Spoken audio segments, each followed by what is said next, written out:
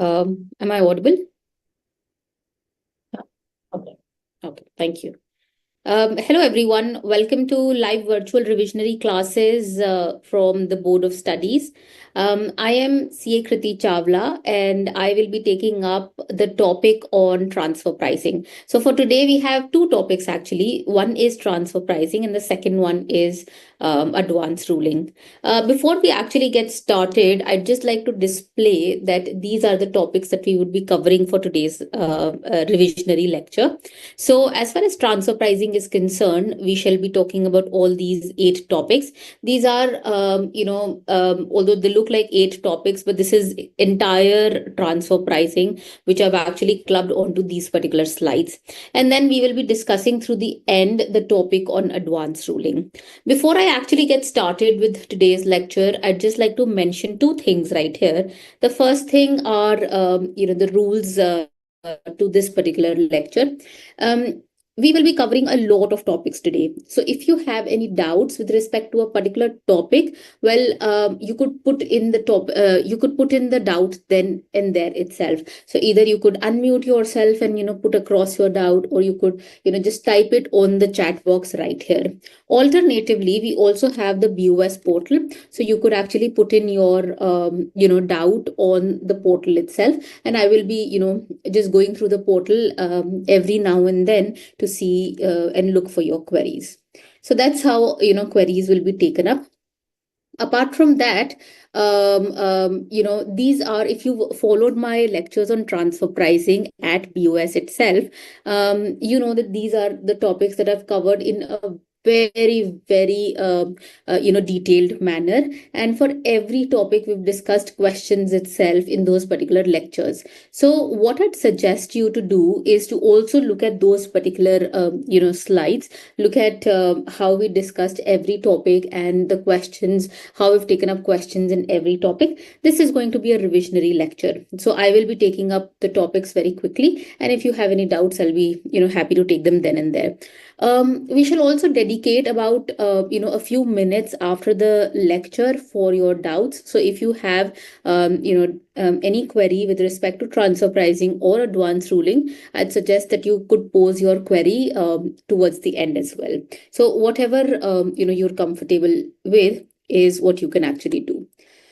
Another thing that I'd just like to mention is that you guys had your revisionary lecture on direct tax laws and international taxation on the 1st of July. Well, that lecture has been postponed to the 29th of June 2025, which is this Sunday. So instead of the lecture, which was happening on the 1st of July from 6 to 9 p.m., that is going to be preponed, and that will happen now this Sunday on the 29th of June 2025 from 6 to 9 p.m. So that is one thing that you need to take into consideration as well.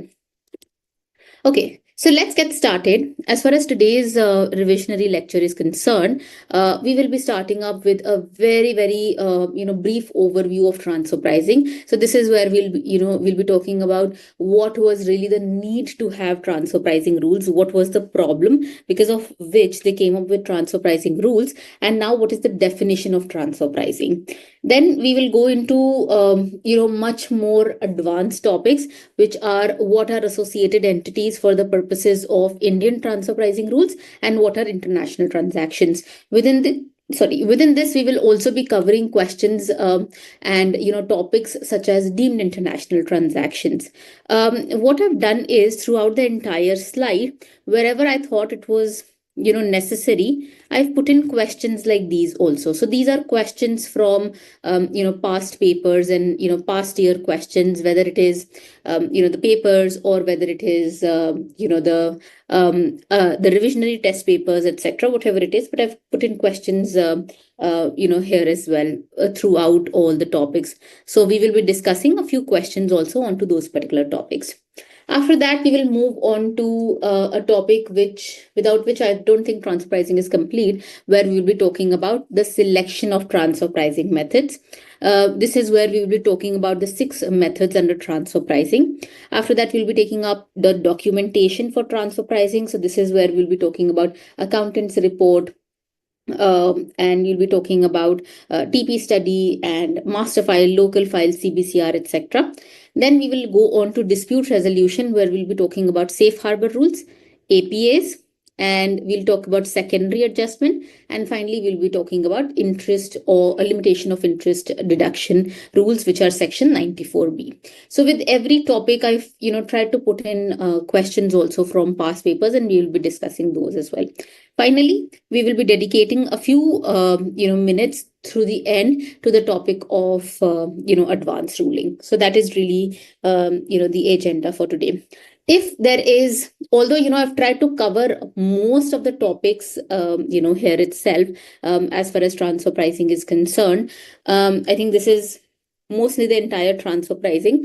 But if you feel that there is something else beyond what we will be covering today, well, I'd be more than happy if you have doubts there, and if you just pose those doubts as well, so you could do that as well. So let's get started with the first part, which is going to be the overview of transfer pricing. So this is the slide that basically talks about that, what was really the problem because of which they came up with transfer pricing rules. वो problem क्या थी? If you're okay, I think this is the, I was asked in the last lectures also. So I'll be, just bilingual and, speaking both the languages. But this is the slide that basically talks about what was the problem where because of which they came up with transfer pricing. Anyone who can tell me what was the problem because of which they came up with transfer pricing? It was something to do with intra-group transactions. Anyone who'd like to mute? You can also put your answers onto the BOS portal, or you could put it on the chat box on the Zoom session as well.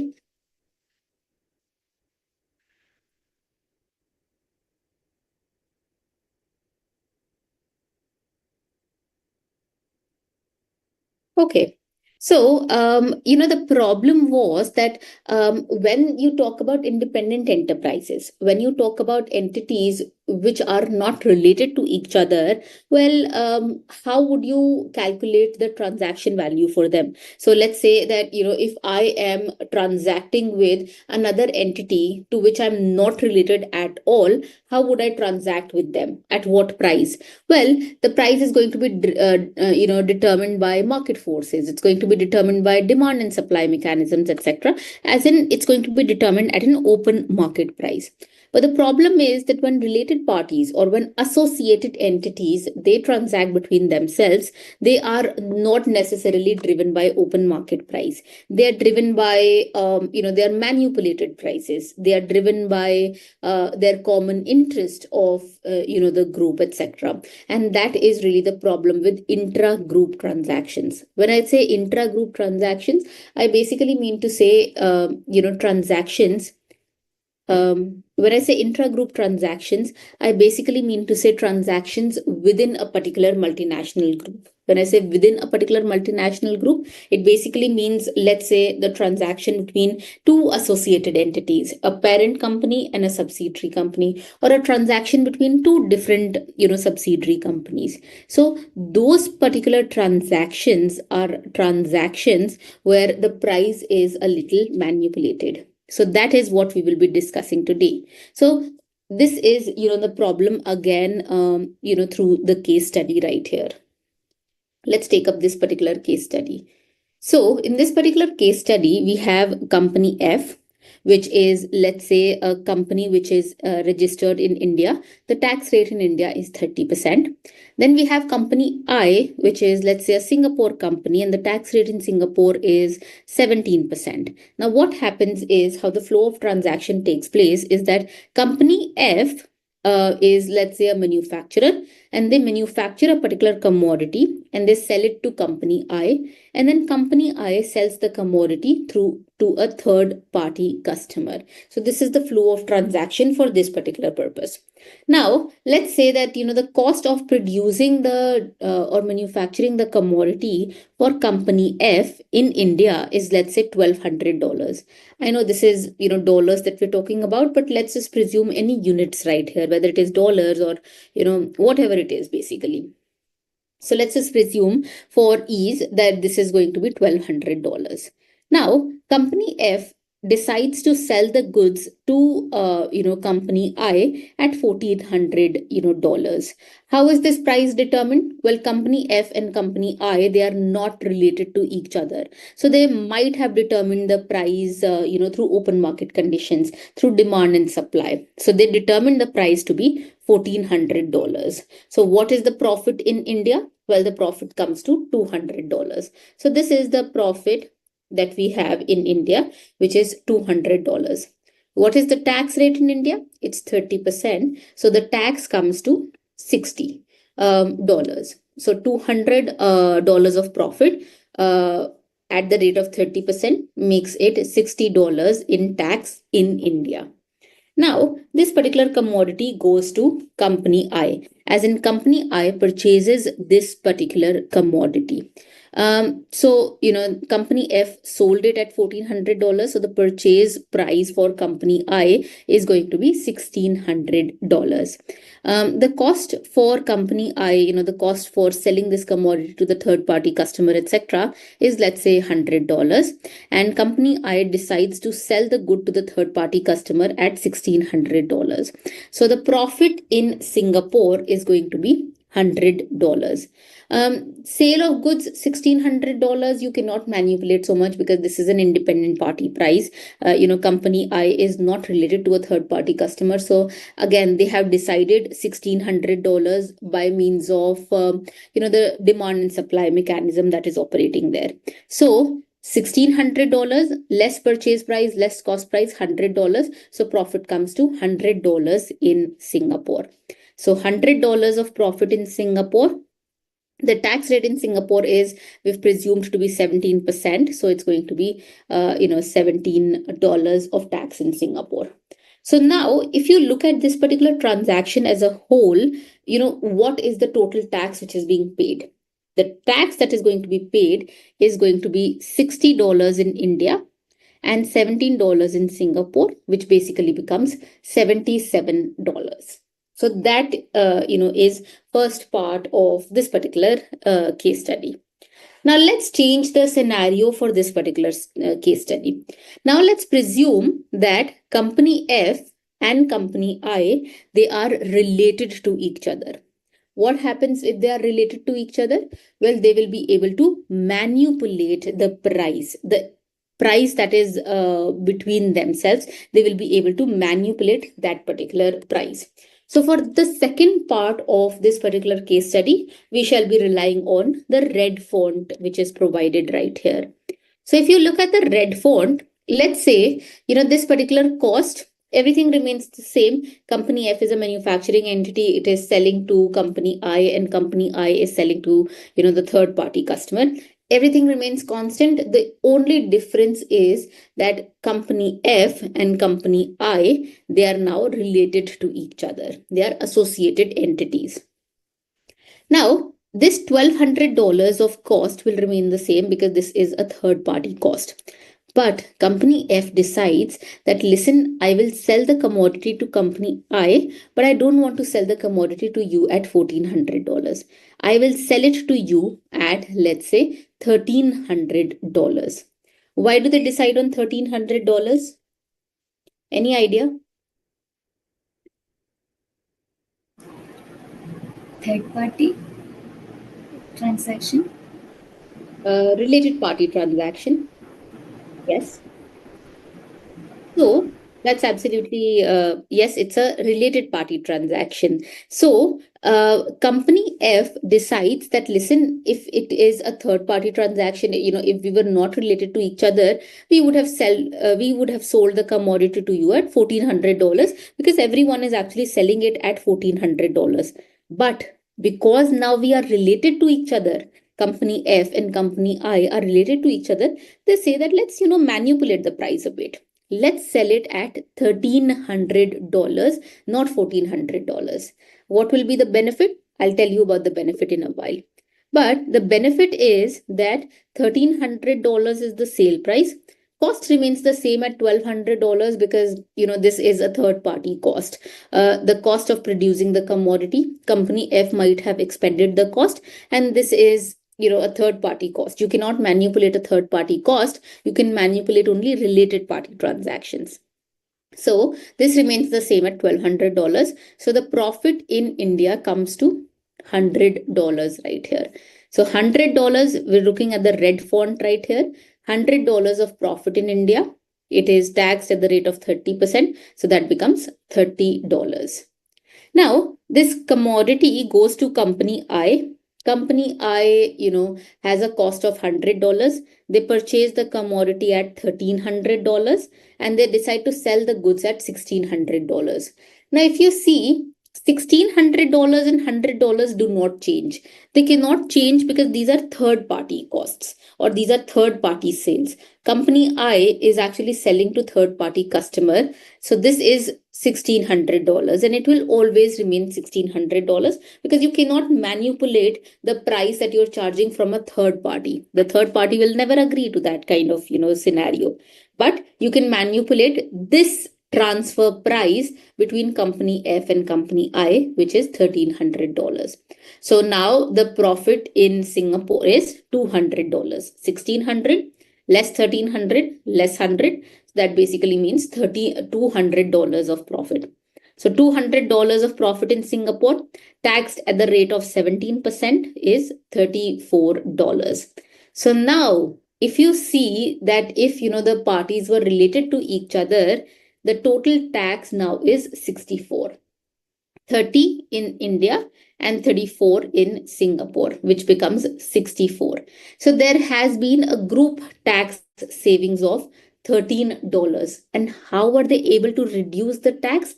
Well, they were able to reduce the tax because they manipulated this $1,300 of price. They manipulated their transfer price, and because of that, they were able to pay lesser amount in taxes. This really is the problem for which transfer pricing came into place. Also, you might have heard of something called as base erosion and profit shifting. You might have heard of something called as profit shifting, shifting the profits from high tax jurisdiction to low tax jurisdiction. This is the problem. So this is where the India is, let's say, a high tax jurisdiction because it's 30%, and Singapore is a low tax jurisdiction, which is 17%. So this is how initially the profit in high tax jurisdiction of India was $200. But they manipulated the transfer price and they moved $100 of profit to low tax jurisdiction, which was Singapore. And now Singapore has $200 of profit and India has $100 of profit. So do you see how they've actually shifted $100 of profit from high tax jurisdiction to a low tax jurisdiction? This was possible only because of something called as mispricing, because of something called as manipulating the transfer price, which was between company F and company I. And this really is the problem that transfer pricing is trying to actually solve. So, and this is what we will be talking about. How is transfer pricing solving this particular problem? But before that, anyone who has any doubts with respect to this case study? Any doubt? Anyone who did not follow this, so I can actually take it up again?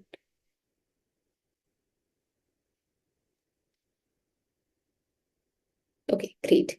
Okay, so this is the problem that was supposed to be plugged, and this is the reason they came up with something called as transfer pricing. I'd just like to mention and talk about another case study that we will be talking about, which is a more simpler case study, but that will help you understand this particular topic more. Now, this is another case study. Let's say that this is an independent party situation, which is situation one. And in this particular situation, there is a company in India which is selling to an overseas company. This is an independent party situation. So they decide to sell it at $120, dollars. The cost of the commodity was $60. So the profit is $60, which is taxed at the rate of 30%, which is $18 or 18 rupees right here. In this particular situation, we're talking about the Indian company's perspective. Now, if you have the same situation in, situation two, everything's the same. The commodity that you're talking about is the same. The Indian company to overseas company, let's say India and USA, this is also India and USA, everything is the same. The only difference is that now the Indian company does not sell at 120, it sells at something called as 80. The cost remains the same at 60 because this is a third party cost, but the profit comes down to 20. Tax at the rate of 30% makes it 6. So do you see, initially the tax should have been 18, but because they were able to manipulate this 80 rupees, they were able to bring down the tax to 6 rupees. So this is really the problem that transfer pricing is, really trying to address. So that is the reason we have transfer pricing.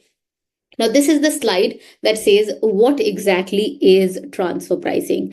Well, first thing first, transfer pricing is basically an anti-tax avoidance law. It's not like, transfer pricing is not like a tax as such. It's not like like a corporate tax rate at the rate of whatever 22%, 25%, or it's not like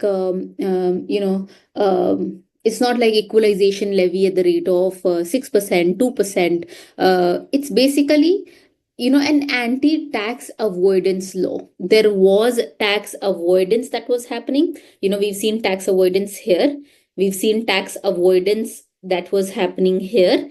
So this is the reason they came up with a law. And what does this law do? Well, it just makes sure that these tax avoidance strategies, they do not happen. That's the reason they came up with transfer pricing regulations. So what does transfer pricing do? Well, as I mentioned, it just makes sure that these tax avoidance strategies, they do not happen. And how does it make sure that? Well, it says that whenever there is a related party situation, which is this situation two. Well, it says whenever there is a related party situation, well, transfer pricing law will tell you at what price that related party transaction should happen. So this is the definition of transfer pricing. It says it is the general term for the pricing of cross-border intra-firm transactions between related parties. So one, you need a related party transaction. Yes, we have a related party transaction. Second, is it overseas? As in it is cross-border?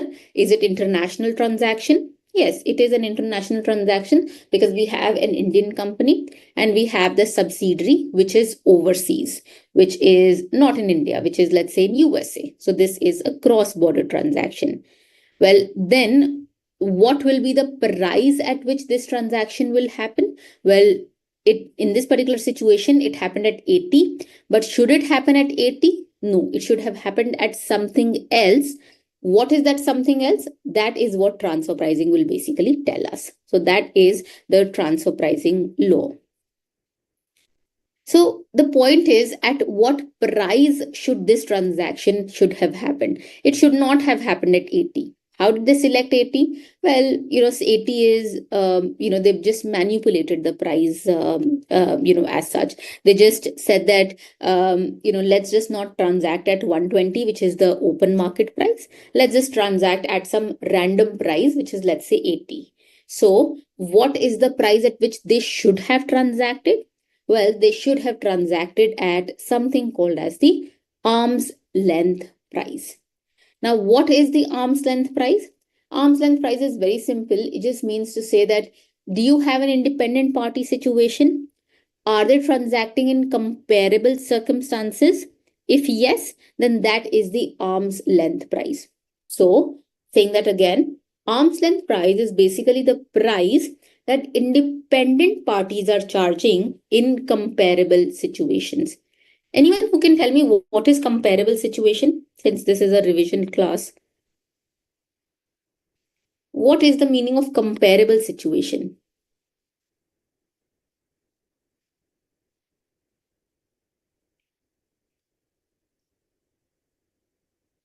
Or you can actually type it there. It's an important, the reason I'm asking is that this forms an important, question for exams also sometimes. What is the meaning of comparable situations? Or you might have heard of something called as comparability factors. What are those comparability factors?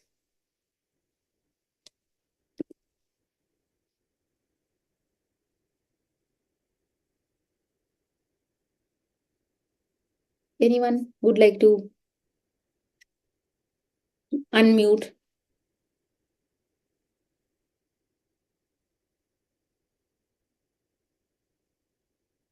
Okay. Anyone would like to mention what is the arm's length price again? Anyone would like to mention what is the arm's length price here?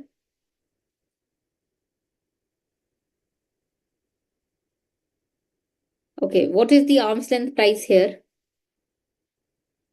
80 should not have been charged. 80 is the wrong price. That is the manipulated price. 120. Yes, that's absolutely correct. 120 is the arm's length price here. So how did we derive at 120? Well, what we did was we looked at an independent party situation. We had that independent party situation right here. And we looked at that, what is the price at which independent parties are transacting? Well, they were transacting at 120, hence 120 is the arm's length price.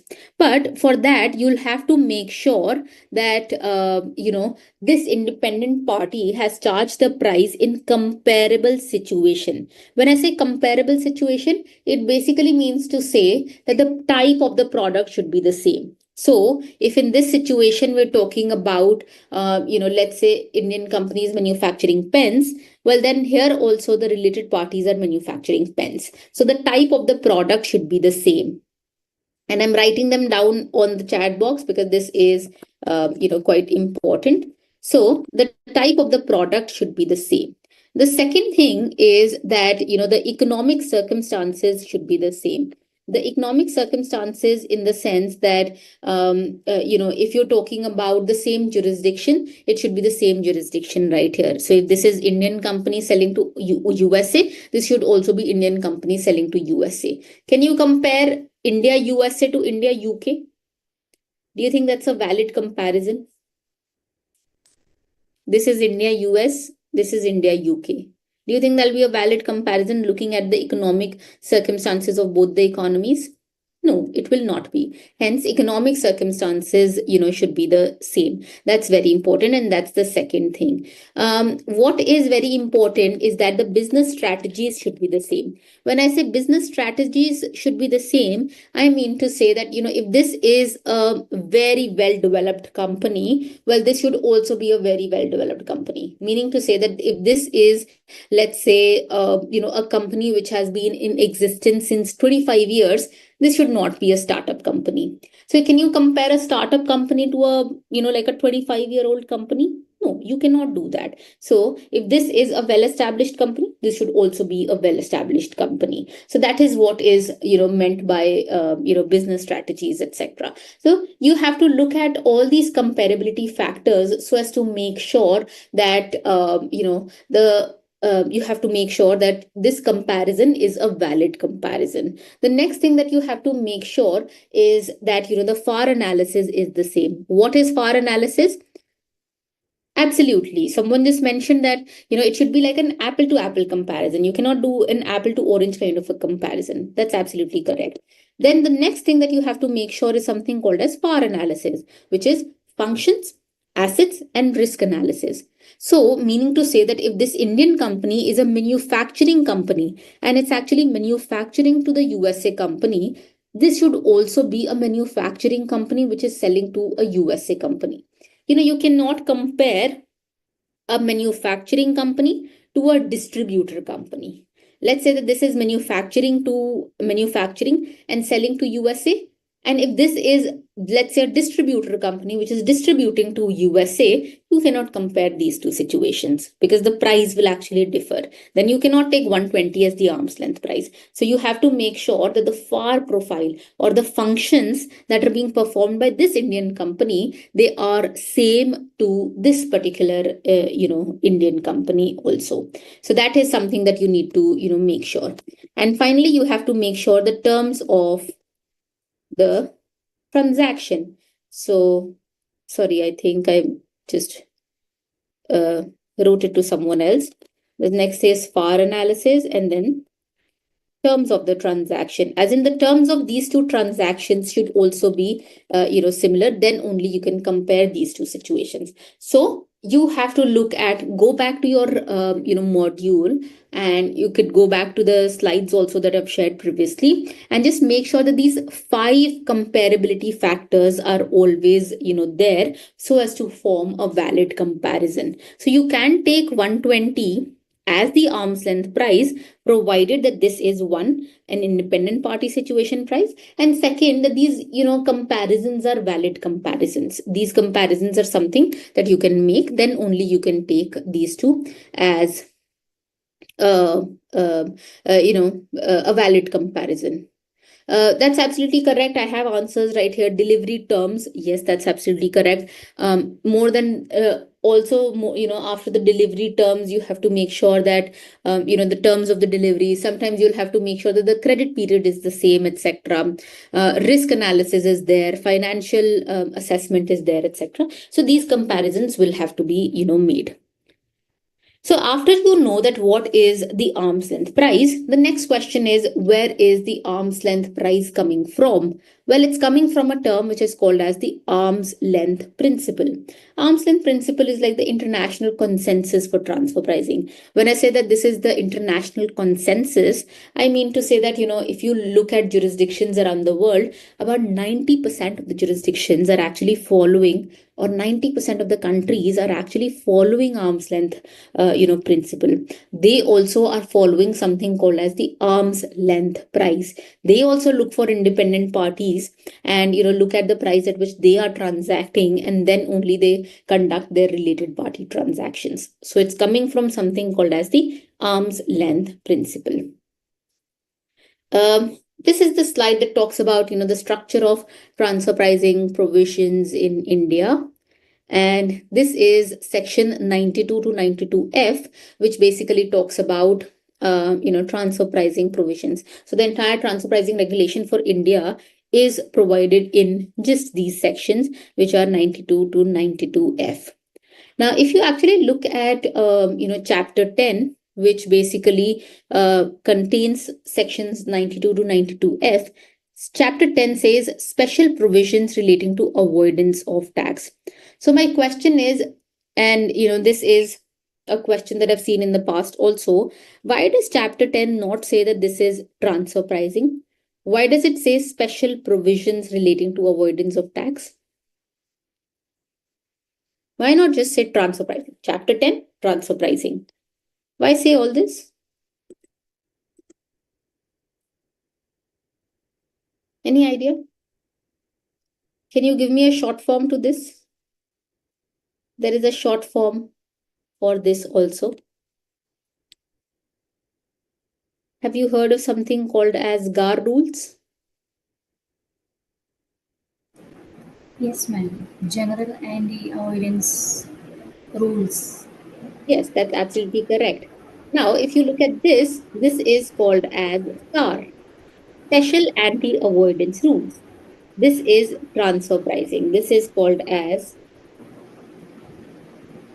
sorry, I'm just typing in the chat box also. Transfer pricing rules are called as SAR, which is specific anti-avoidance rules. And this is what is mentioned here as well. These rules are very, very special provisions. They are very specific provisions which are related to avoidance of tax. Wherever there is a tax avoidance strategy, then only transfer pricing will come into place. So like these kind of situations where there was avoidance of tax, and these kind of situations where there was avoidance of tax, these are very special provisions. Why did these tax avoidance strategies happen? Well, because this was a related party transaction. This is the reason they say that transfer pricing are special provisions relating to avoidance of tax, whatever happens between independent parties. So these are, the provisions that we will be discussing. Section 92, Section 92A, which is associated enterprises, 92B, which is international transactions, then specified domestic transactions. This is the arm's length price. These are documentation, etc., and coupled by, rules right here. So this is section 92, which starts with that, whenever there is an income which is coming from an international transaction, it shall be computed with respect to the arm's length price. So what they're really trying to say is that, even in India, we follow something called as the arm's length price, as in we are following something called as the arm's length principle, even in India. So this is what, they're really trying to say. The next thing that they do is, what are associated enterprises? And this is provided in section 92A of the Income Tax Act, which basically defines associated enterprises. The question is, why is it important to discuss the meaning of associated enterprises? Well, it's important because this kind of situation where, transfer pricing will dictate at what price should it happen, this happens only in case of related parties, or it happens only in case of associated enterprises. Only when the enterprises are associated to each other will this particular manipulation exercise, arise. No independent party will manipulate the price, but it is only when parties are related to each other that price manipulation will apply and transfer pricing will basically apply. So what I'm really trying to say is that only when entities are associated to each other will transfer pricing provisions, actually apply. So that is why we will be now discussing what are the parameters provided in section 92A, which will make two entities as associated to each other. Associated enterprises is like the word that we use for related parties in the Income Tax Act. So this is, now if you look at section 92A, 92A has been divided into two parts. There is subsection 1 and then there is subsection 2. If you look at subsection 1, it's a very, very general definition that they have actually provided. This is, one topic where I've, seen, questions being asked very, very frequently. You would see that even if there could be a long question, the first part of the question would really ask you to ascertain whether the parties are associated or not, and then they'll go to the next one. Now calculate arm's length price if the parties are associated. So this is one topic that you should concentrate upon. And what I've done is I've provided some questions right here, 3 questions right here, which we'll discuss based on section 92A. So let's start with section 92A. And as I mentioned before, section 92A has been divided into 2 parts. The first one is subsection 1, and then there is subsection 2. If you look at subsection 1, it's very, very generic. Subsection 1 will, just say that, if there is, sorry. Okay. So subsection 1 will just say that the general definition for relation between two enterprises. It basically says this. This is the easier version of section 92A. They basically say that, listen, if you have a company A and this company A somehow participates in the management, capital or control of company B, well then company A and company B will be associated to each other. Right now, I'm not explaining what is management, capital control, etc. But there is something participating in the management capital or control, etc. If you are participating in another company's control, or if you're participating in another company's management, that's where company A and company B will become associated to each other. I'll take up these terms, in a while. So give me some time. So company A and company B will become associated to each other. Next, they say that, if company A through an intermediary participates in the management control and capital of company B, well, then also company A and company B will become associated to each other. So it's not just direct participation that they're looking for. They say that, even if you indirectly participate, then also they'll become associated to each other. The third thing is that if there is, let's say a common person, this same person participates in the management control and capital of company 1, and this person also participates in the management control and capital of company 2, well, then company 1 and company 2 will become associated to each other. So this is what section 92A subsection 1 really says. It just says that you have to participate in the management control and capital. These are some of the examples that I've provided here. Let's say that A participates in the management control and capital of company B, and company B participates in the management control and capital of company C. Well, then A and B are associated because there is direct participation. B and C are associated because again there is direct participation, and A is indirectly associated to C. Why indirectly? Well, because A through an intermediary, which is B, is participating in C. So this is the reason A and C will also be associated to each other. So this is what section 92A1 is actually trying to say. But many things here. The first thing is that this particular section, or the entire transfer pricing law, it does not define what is the meaning of management, control, and capital. These three terms, capital, management, and control, it does not really define these particular terms, and that's the reason it becomes a little generic in that particular sense. These terms are not defined for transfer pricing purposes, and that is the reason we rely on section 92A2, the second part of section 92A, which is providing us with specific instances out there. So as a revision, as I mentioned, there are two parts to section 92A. Subsection 1, which is very, very generic definition. And then there is subsection 2, which is, very, very specific instances. Now, if you read through 92A2, it gives you these 13 instances. And it says that, if your entities fall in any of the 13 instances, then they will become associated to each other. So at this point, tell me, are they looking for following all the 13 instances or any one? Do I have to follow all the 13 instances, or if I follow any one, will I become associated? Or do I have to? Anyone, ma'am? Yes, that's absolutely correct. If you follow any one instance in the 13 instances, the entities will become associated to each other. So now we'll look at what are these 13 instances. What I've done is, just for ease, just for you guys to remember, I have divided these 13 instances into three parts. One is called as capital, the other is called as management, the other is called as control. But then if you read the law, it does not say what is management, what is capital, control. It just gives you these 13 instances. But I divided it for these slides because it's easier to remember that ways. So we'll start with the first one, which is direct or indirect holding of shares carrying 26% or more of voting power.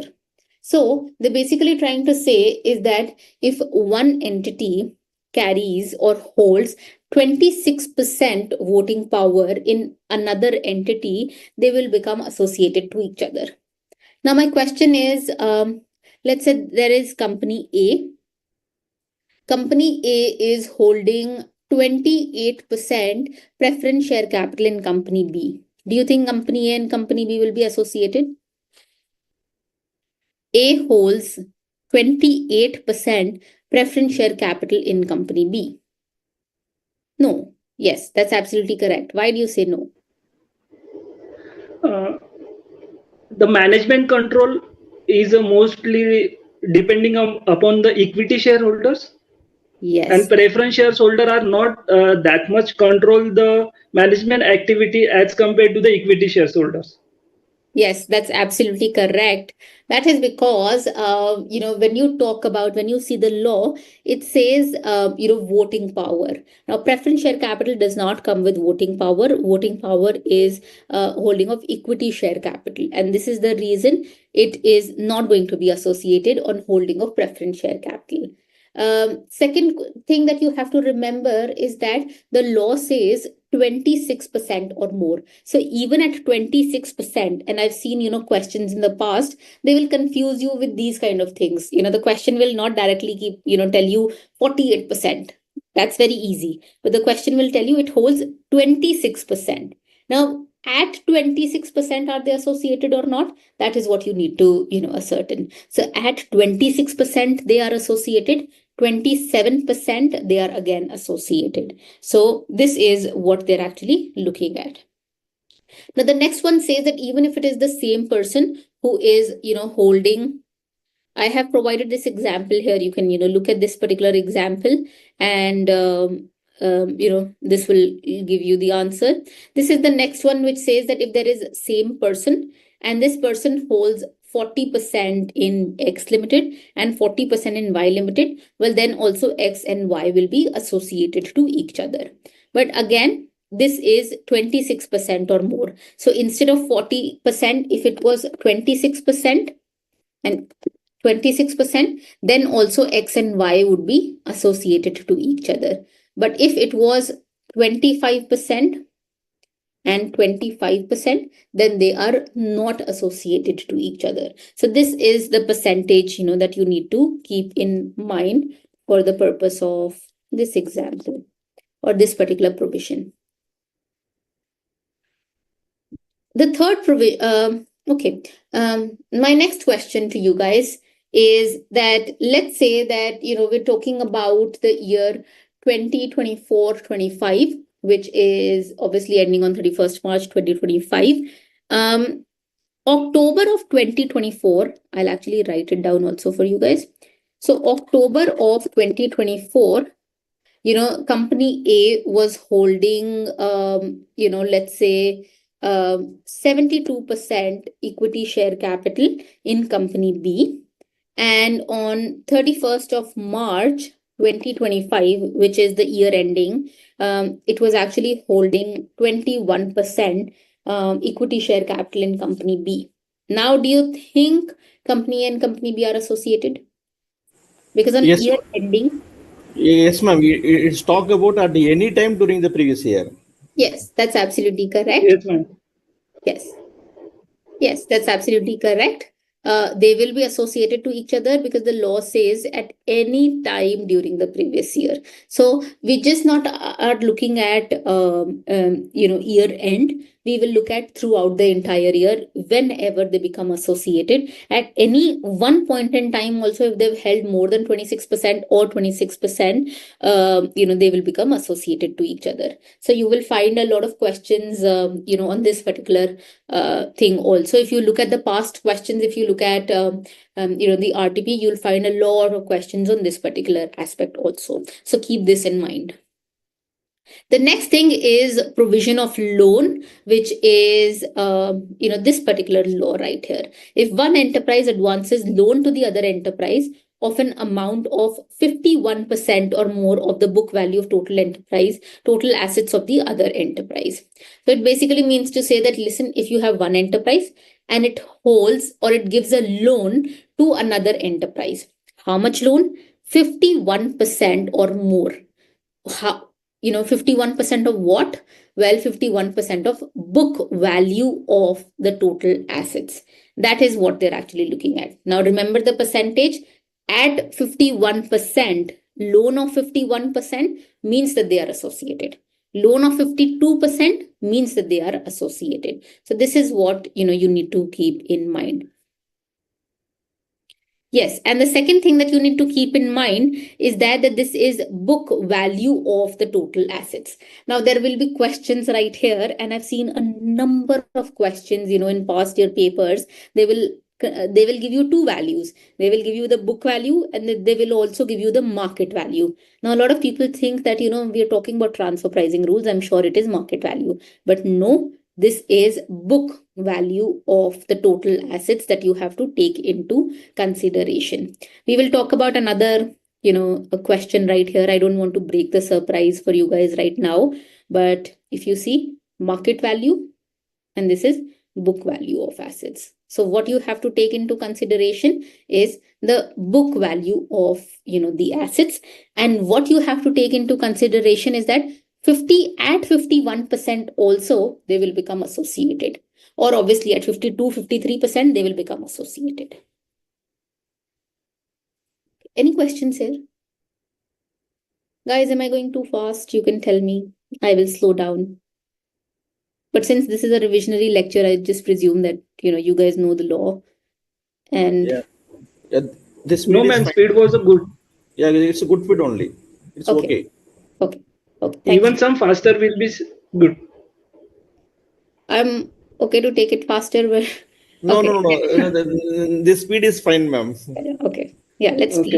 just continue with the speed. Okay. Okay, the next one is the fourth provision. Actually, D is basically when one enterprise guarantees 10% or more of the total borrowings of the other enterprise.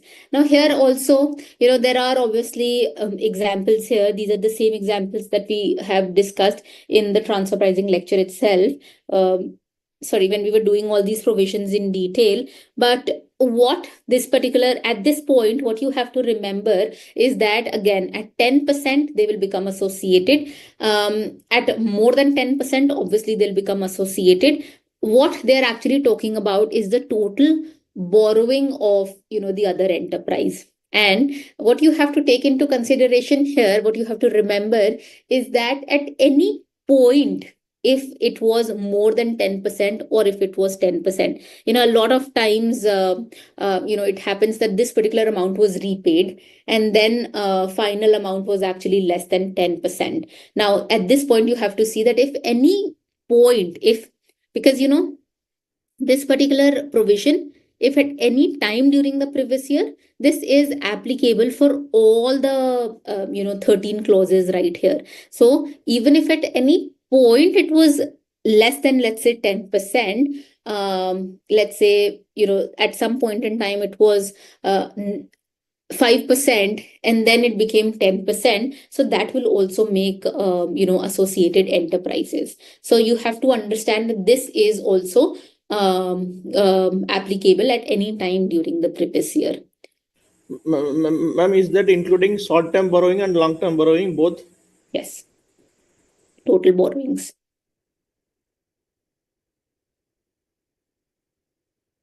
Okay.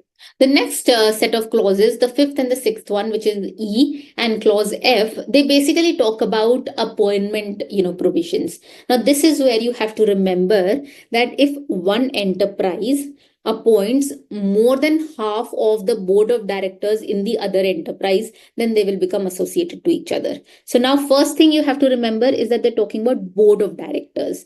Board of directors, or like a governing board, they are talking about the board. So if the board of directors is, let's say, the board of directors are, let's say, 10 directors, okay, and one company has appointed 7 directors out of those 10 directors, then they will become associated to each other. So this is what you have to remember. The first provision talks about board of directors, or the governing board right here. Now it is important to understand that board of directors and the governing board, etc., it does not include all those shareholder committees or audit committees or those remuneration committees, etc. That is not included. What is actually included are the board of directors, right here. Sorry, just Okay, so what they're actually looking at is, the board of directors. They're not looking at, remuneration committees or, those Companies Act committees, etc., or, audit committees. They're looking at board of directors or even a governing board right here. So if one entity appoints more than half of the board of directors. So do you think, okay, no, I will ask this question here on the 30th slide, not right now, but just remember that it says more than half of the board of directors. Okay. Now, the second clause in the management provisions, it talks about one or more executive directors or executive members. Now, there is someone who's called as an executive director or there is an executive member. Okay. So now if one entity appoints one executive director in the other enterprise, then also they'll become associated to each other. Whether you appoint an executive director or you appoint an executive member, but even if you appoint one, or obviously 2, 3, 4, whatever, but even if you appoint one, then also they'll become associated to each other. So that is what you have to take into account. So when they talk about board of directors, it's more than 50%, like 51%, 52%, etc. So when they talk about board of directors, it's more than half. But when they talk about executive directors, it is even one will cause association right here. Do you think independent directors will count? So if company A appoints one independent director in company B, do you think they're associated? Independent director is not the executive directors. Yes, that's absolutely correct. Independent directors are not executive directors. They're not executive members. Hence, they will not count. We're just looking at executive directors, right here. The final set of clauses are basically, these control clauses, which basically, talk about complete dependence on intangibles for manufacturing, processing, or for, business. Obviously, you can read the law, in section 92A itself. I have provided the law in notes also, so you can, rely on that also. But this is just a shorter version of, that I've provided here. So if company A is, let's say, manufacturing something. And how are they manufacturing it? Well, they're using the intangibles of company B. So who's the owner of the intangible? Well, it is company B. And if company A is wholly dependent on those particular intangibles, we're not looking at 90% dependence. We're not looking at 95% dependence. We are looking at 100% dependence. So if company B is actually giving 100% of the intangibles to company A, or company A is using 100% of the intangibles of company B, well, then company A and company B are related to each other. But for this, two things that again you have to remember. First, the law says 100% dependence on intangible. Now, this might get confusing because, the next clause says 90%. So you might get confused here itself. But for intangibles, it is 100%. The second thing that you have to remember is that company B should be the owner of, the intangible. So this is what the law says, of which the other enterprise is the owner or has exclusive rights. So if, let's say, company B is not the owner of the intangible, company B has also acquired, or, company B has got, the intangible, is using someone else's intangible. The intangible belongs to company C, and company B is using company C's intangible, and company A is also using that particular intangible, then this will not come into existence. This will only be associated when company B is the owner of that particular intangible, and company A is 100% using that particular intangible. Then only they will be associated to each other. Clause H talks about supply of raw materials, which is 90% or more, and the prices and other conditions are influenced by other enterprise. So this is where they say that if you are supplying 100%, if you're supplying 90% or more than 90% of raw materials to another enterprise, and the prices are influenced, then they will be associated. Similarly, I is, which is goods manufactured or processed by one enterprise, are sold to another enterprise, and prices are, influenced. J talks about common control by individual and or, relative. So this is what J actually talks about. Okay. So this is what J actually talks about. Let's say that there is Mr. A and there is Mr. B. They are relatives for the purposes of Income Tax Act. Mr. A has control over X Limited. Mr. B has control over Y Limited. Well, then X and Y will be associated to each other. What do you think about this? Anyone?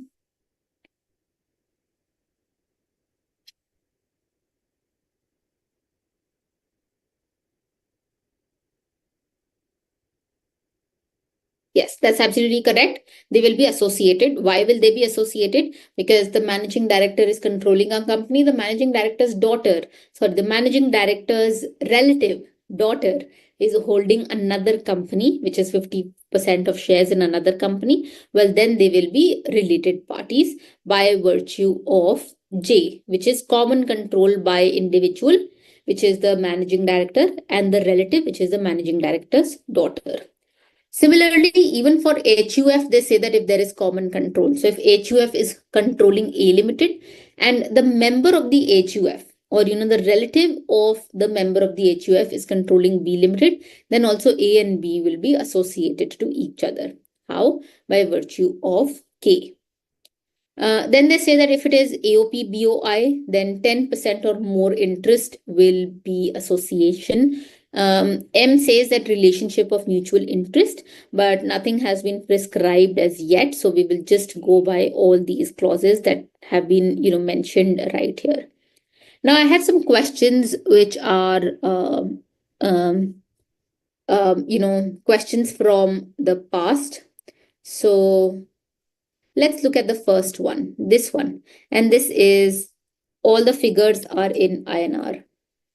This is a question from 2018, so way back, but the laws has not changed for association. So this is the reason this still, is valid even today. So what do you think in the first one? Do you think they are associated or not?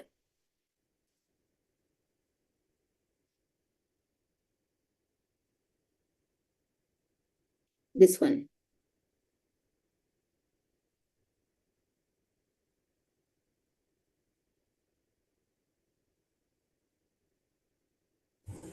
Yes, ma'am, it is applicable because more than 51% of the 100 crores is repaid before 10 crores. That's not a matter at any point in time during the year.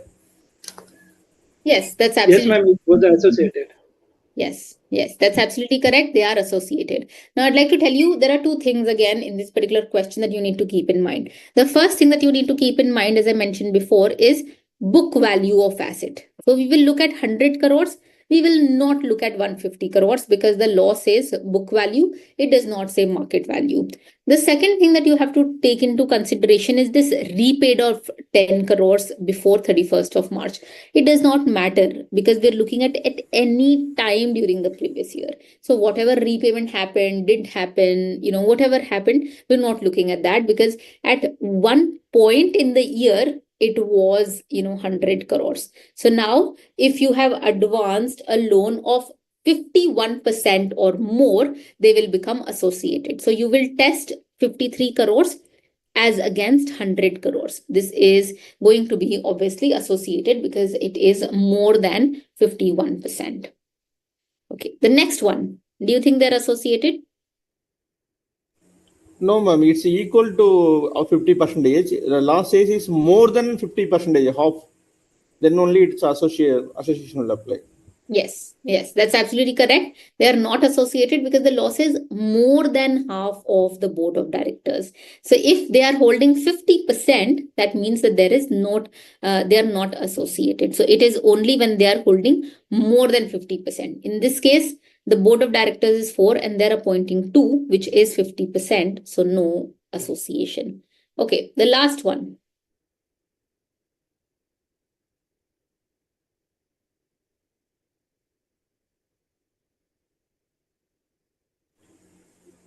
Yes, ma'am. Yes, It ma'am. was more than 90% of total raw material. 90% or more. It is, Yes. it's 810 crores is coming. It's 820. So it's a, 91. yeah, Yes, it's 91%. But you yeah. know what? They're still not associated. Why? Why are they not associated? This is the law.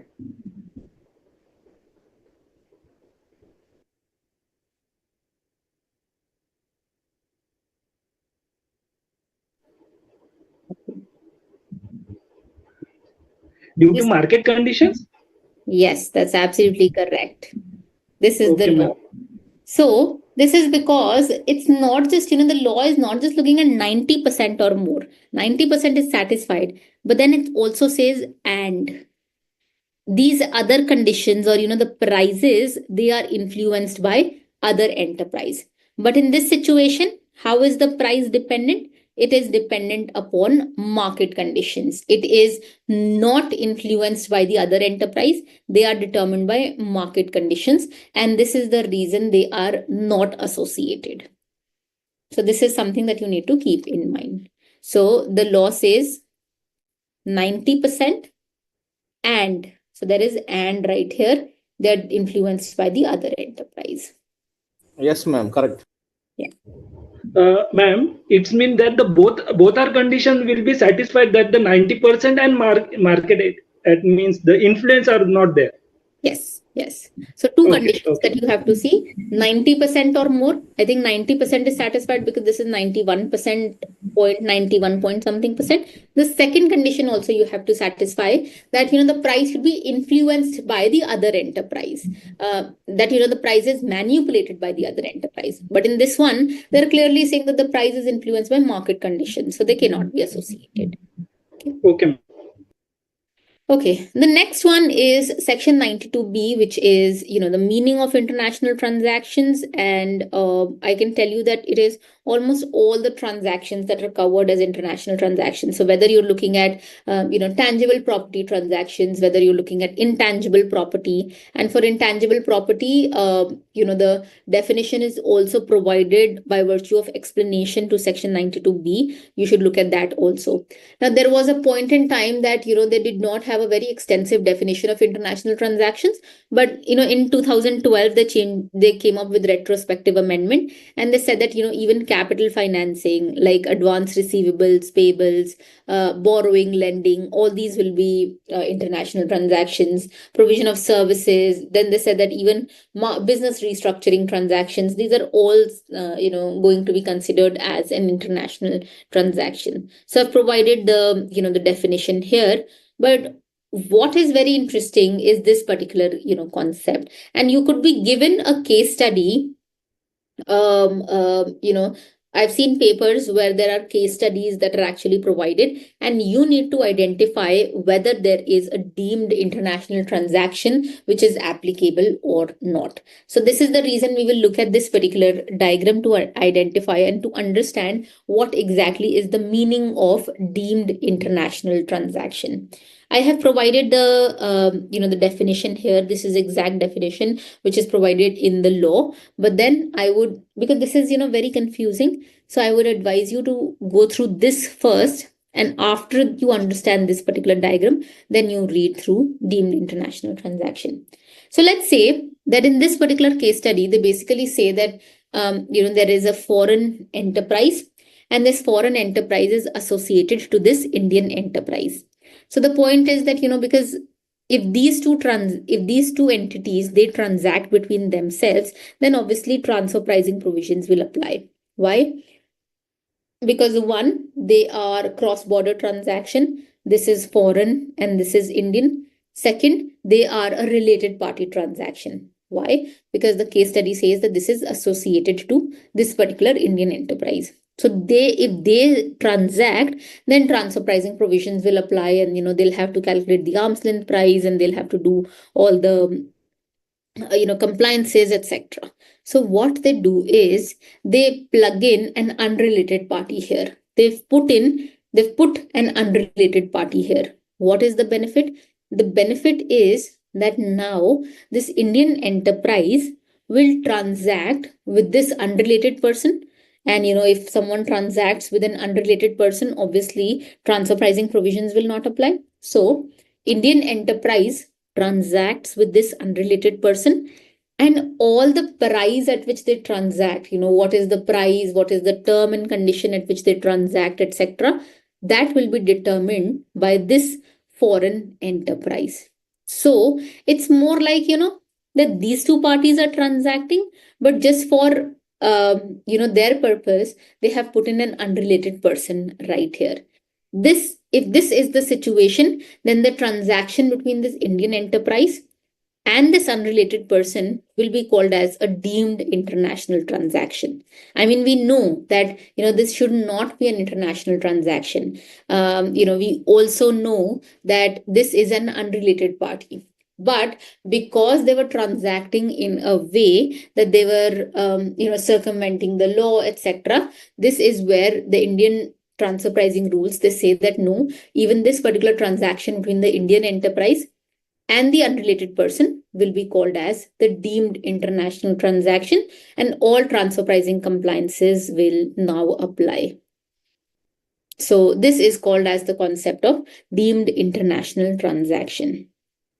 Now, you could be given cases, where I have seen papers in the past wherein they basically say that there is a foreign enterprise and it has an Indian enterprise, and the Indian enterprise is transacting with an unrelated person. But what is the price at which they are transacting? It's determined by their parent company.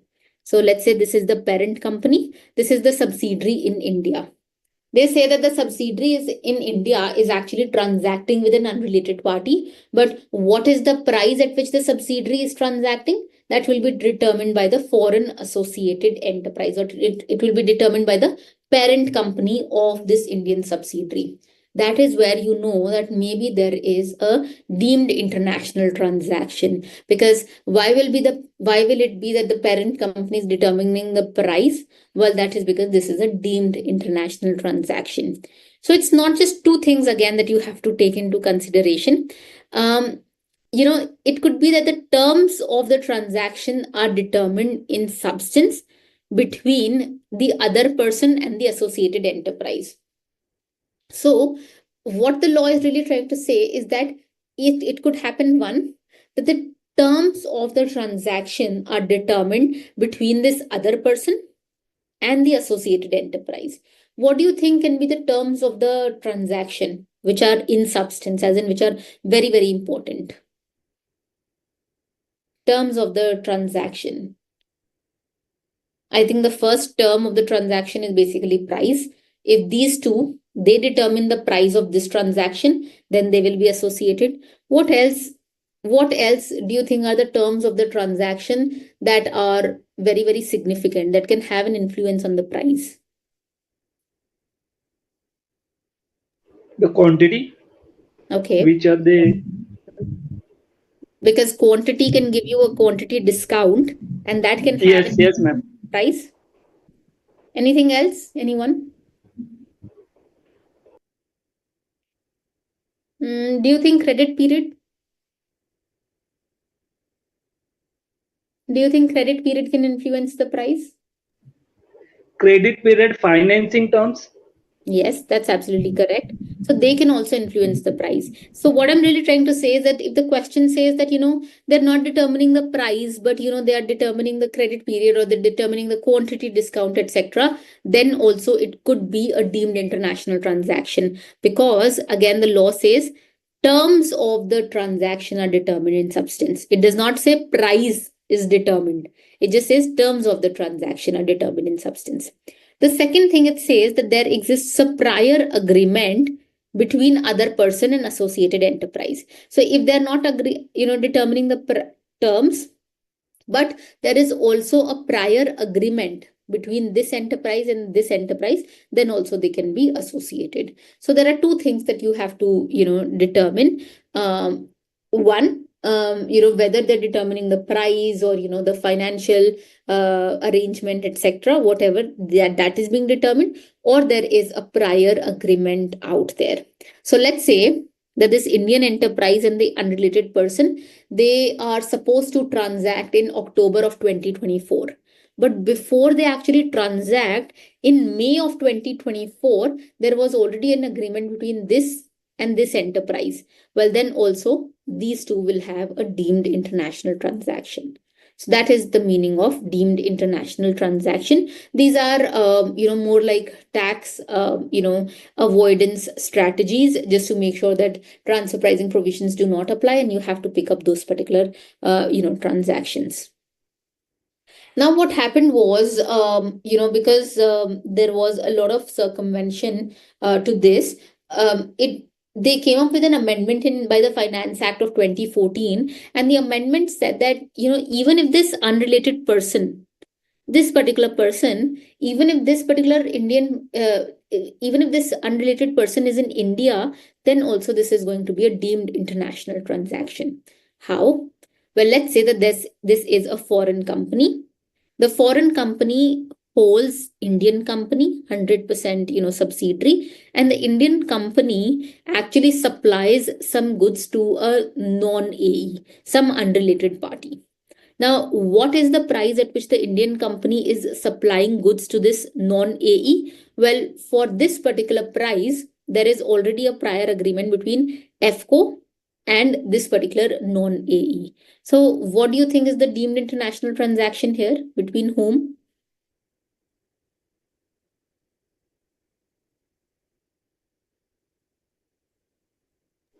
Between F and I.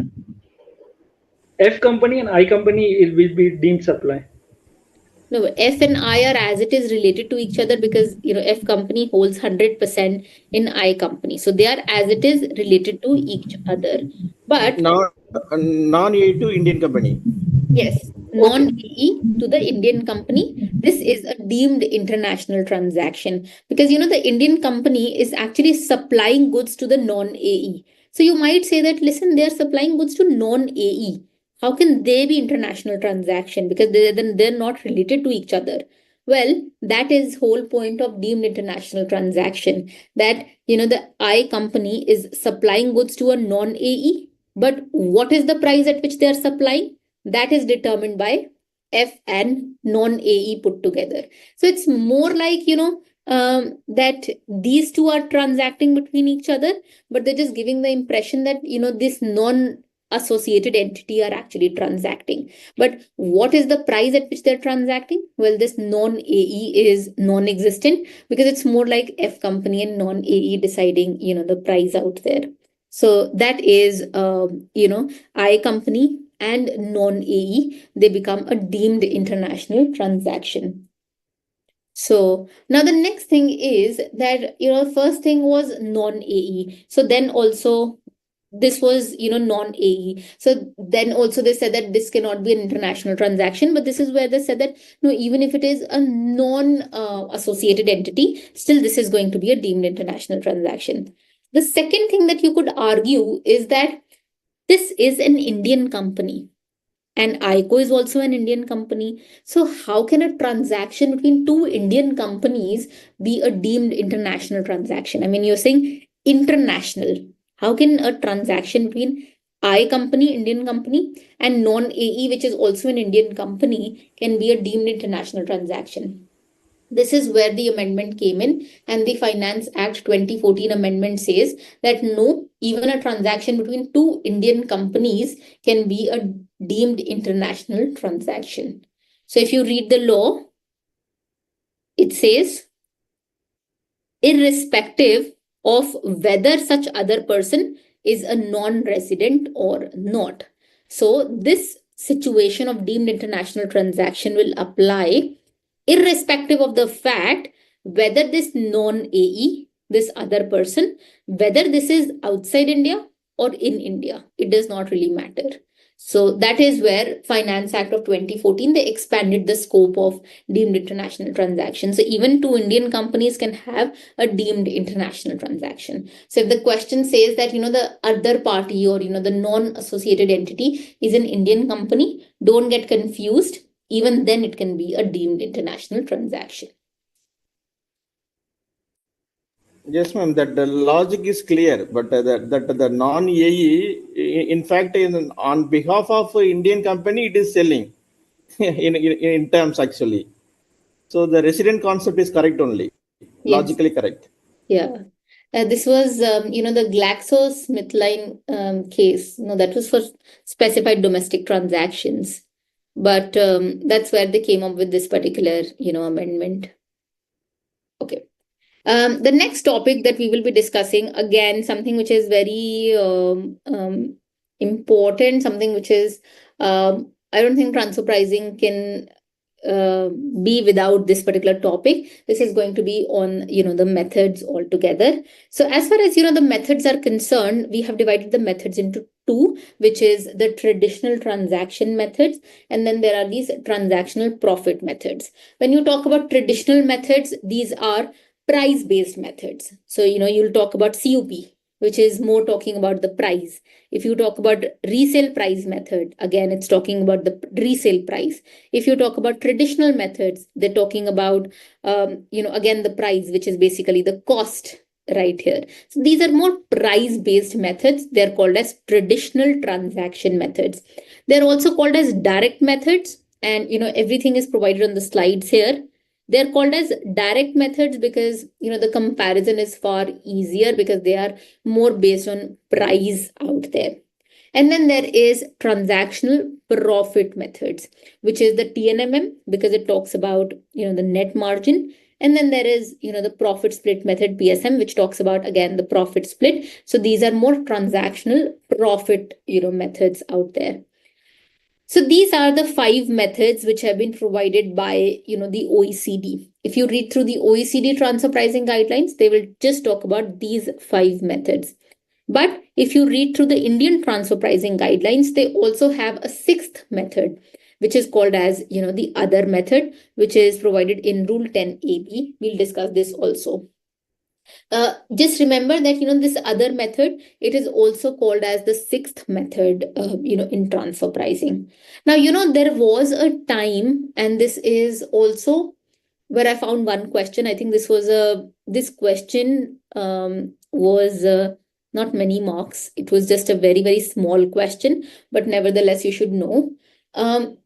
So there was a time that there was a hierarchy of method which was provided. OECD and even Indian guidelines, they basically said that, the first method that you have to apply is COP method.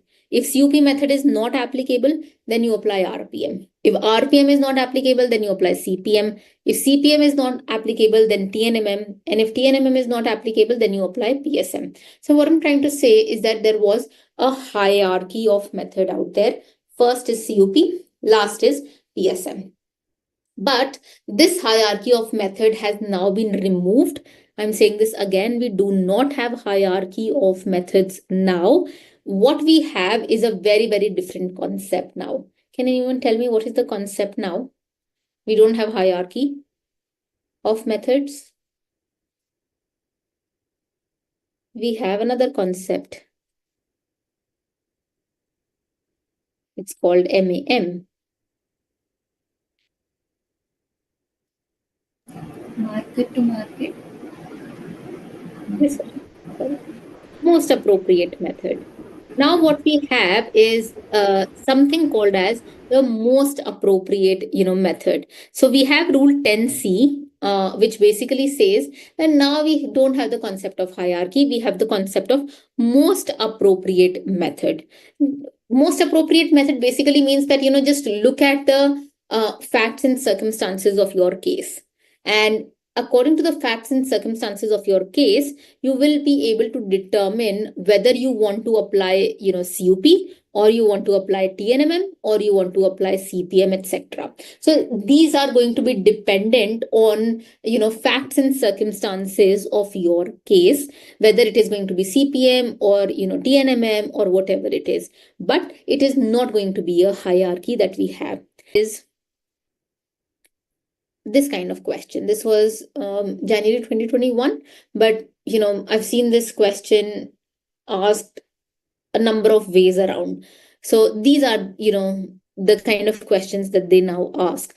Now they say that this is the situation that they've given you, and based on this particular situation, you tell us which method will be the most appropriate. You will be able to tell this once we, discuss all the methods.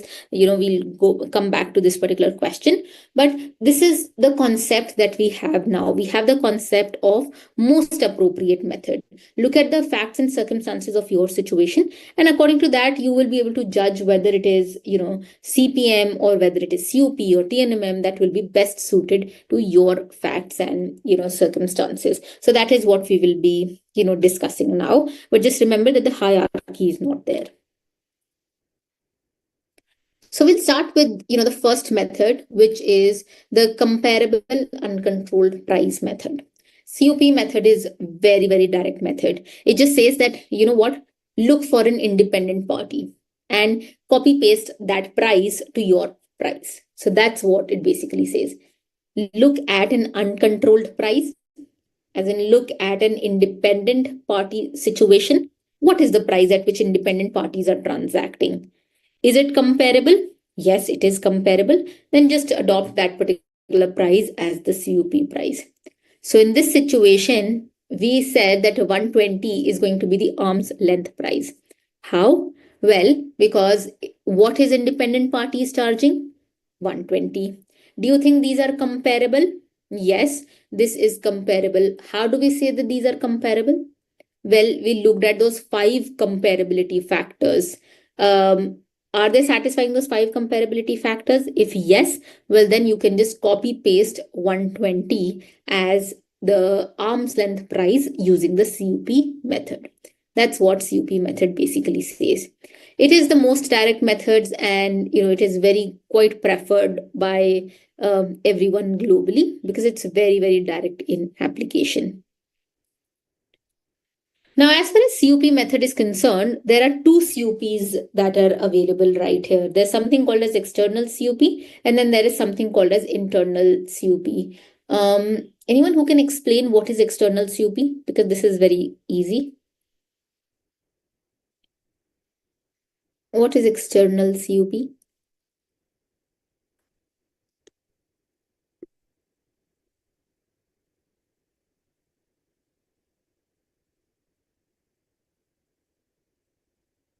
Okay, any idea? Guys, have you done this before?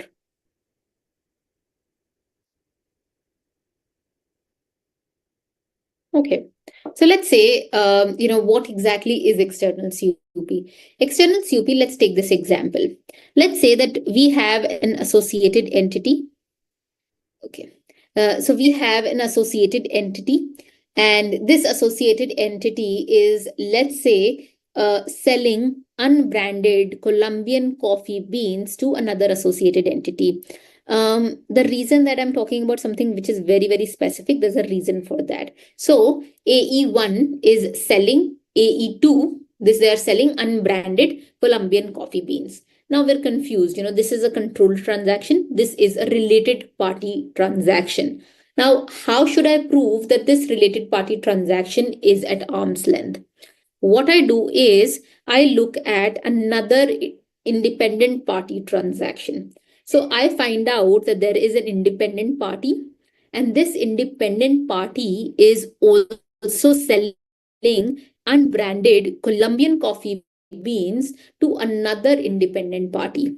So what I do is I see that there is an independent party. Yes, there is an independent party.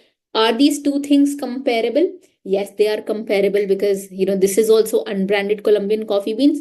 This is also unbranded Colombian coffee beans. This is also the same country. This is also the same country. So what I do is I adopt this price as the arm's length price for this. So if these guys were transacting at 120, I will use and copy paste 120 as the arm's length price using external CUP method. So that's what external CUP method really says. Then there is also something called as internal CUP. Anyone who knows what is internal CUP, or any questions here? Anyone who has a question? Ma'am, in this case, also the external CUP, when you're comparing the type, quantity, and the volume, everything should be in the equal, same. Yes, yes. There could be an adjustment that you could actually make, which is very important, and there are questions on that also. But let's say that there is a difference in the volume. Let's say that they are transacting at 120, sorry, 100 kgs of coffee beans, and they are doing 50 kgs of coffee bean. So as long as you're able to adjust the price accordingly, it's absolutely fine. Then you can compare. But you should not reject just because the quantity is different. So if you can make an adjustment, then it's absolutely the same. Yeah, if the price is variation, then it's a questionable. Yes, yes. So in this context, can someone tell me what do you think is internal CUP? So this is external, and it's called external CUP because these are two external parties. But looking at this, can you tell me what is internal CUP? Internal CUP means like example that a foreign company and Indian company, and a similar foreign company and Indian company in the different company setups, and if you are able to match the same prices, same quantity, same volume, we can say that the prices is not manipulated. Okay. Okay, correct. Anyone else? Okay. For internal COP, let's look at this kind of situation. So in this kind of situation, we have, let's say, a foreign company, and this foreign company is associated to the Indian company right here. Now the problem is that they are selling unbranded Colombian coffee beans, and we don't know the price. So this is a related party transaction, and we need to find out whether this is at arm's length price or not. Now we also find out that this Indian company, it's not just selling to this related company, but this Indian company is also selling outside of the structure. They're selling outside of the company, which is to a non-AE. So then they are also selling unbranded Colombian coffee beans. So can we not, because this is not a related party transaction, what we can do is we can just copy paste their price and use it for our transaction altogether. That is an internal CUP. It's called internal because we found the party internal to us. This was I company. I company is selling to an associated entity, and this I company is also selling to a non-associated entity. So this is not a related party transaction. We can just take their price because is this an independent party? Yes, this is an independent party situation. Is it comparable? Yes, it is comparable because they are also selling unbranded Colombian coffee beans. So we can use this price as the arm's length price. So that is why it's called as internal CUP. So in terms of the questions, you could be tested on anything, whether it is external or it is internal CUP. You can look for anything. As long as you find something, it's going to be applicable.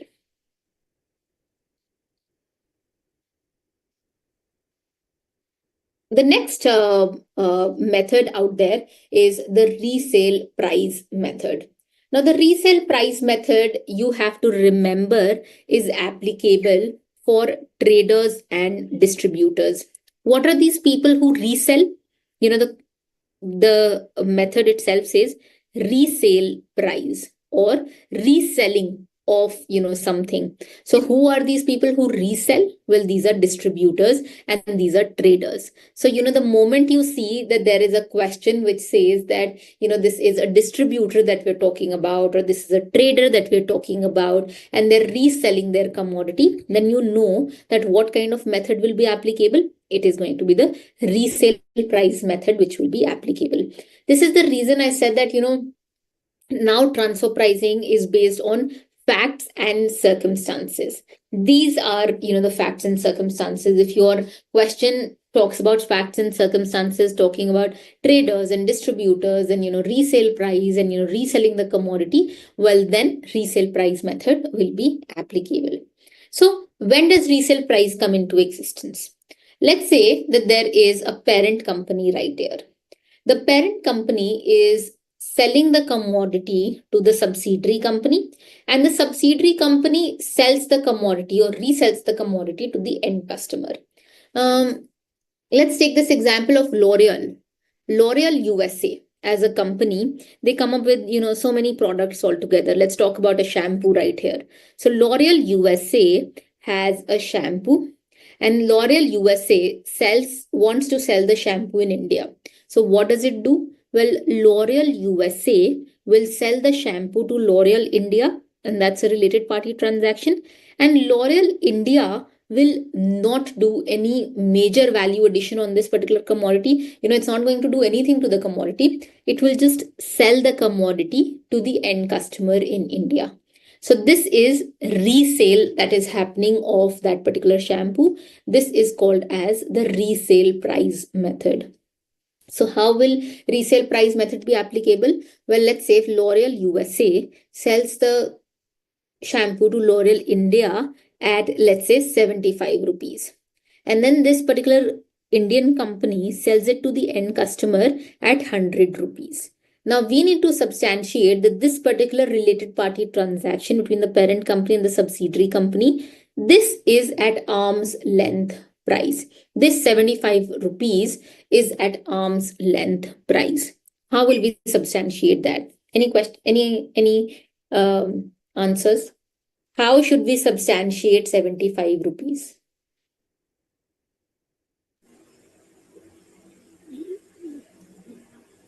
If it is a resale price is 75 or less, then we can say it is a arm's length price. Exactly. So we will look at, independent parties. And if independent parties are also doing the same thing, well, then we can say that, yes, this is at arm's length price. Or, what we can also do, second method, what is the profit at the subsidiary company level? Well, the profit is 25 here because, they're procuring it for 75 and they're selling it for 100. So 75 is the profit at the subsidiary company level. If you're able to find out independent parties who are also keeping a profit margin of 25, well, then this is at arm's length. How? Because this 100 rupees will never change. Why will it never change? Because the end customer, it will always buy at 100. If if there is someone else who's selling them at 90, they'll go there. So you can't change the price so much of the resale price because this is an independent party situation. This is the reason you can test 25 also. So if independent parties are also keeping a profit margin of 25, well, then this is at arm's length. Let's say, just giving you an example here. Let's say that, my profit margin is 25, which is, provided here. And independent parties are making a profit margin of, let's say, 28%. Do you think I'm at arm's length? My margin is 25%, which is, provided here. An independent party is doing it at 28%. Do you think I'm at arm's length?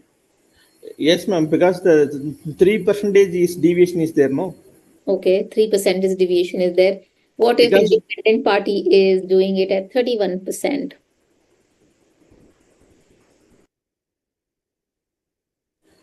see, for one country is the transfer pricing will apply, another country will not apply. See, vice versa will happen. Yeah, but at 3%, 31%, I am not at arm's length because I'm trying to reduce my profit. Independent parties are dealing at 31% and I am, dealing at 25%.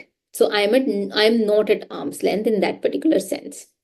So coming back, what you have to remember is that for resale price method to apply, one, there should be not much value addition. The subsidiary company didn't do anything to the shampoo. Maximum what it did was it was in cartons and they had put it in, small boxes. So no major value addition should be there.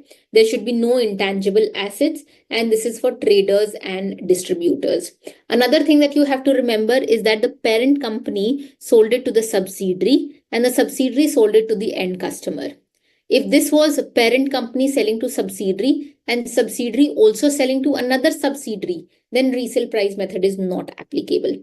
It is only when AE to AE and AE to non-AE. Only then RPM will actually be applicable. So these are, small things that you can see in the question itself. Resale happening, no major value addition, traders, and it's a distributor, etc. You know the kind of method that they are actually applying. Now, this is the next method, which is basically the cost plus method. Cost plus method is, for contract manufacturing agreements. Cost plus method is for manufacturers, semi-finished goods, etc. So that is where cost plus method comes into play. This is exactly, on the same concept itself. Cost plus method basically says that, if there is a subsidiary company and the subsidiary company is, let's say, manufacturing something, they're manufacturing it at 100 rupees and they're selling it to the parent company, associated entity, at 125. So then you have to establish that this 125 is at arm's length. How will you establish that? Well, you can look at, independent parties, what is the price at which they are, transacting. Or what you can do is you can look at the 25% margin at the subsidiary company level. If the margin earned by independent parties is less, then you are at arm's length. So if independent parties are, let's say, earning 20%, but I am earning 25%, then I am at arm's length. So that's how you basically identify cost plus method. But just remember, like resale price method is for traders and distributors.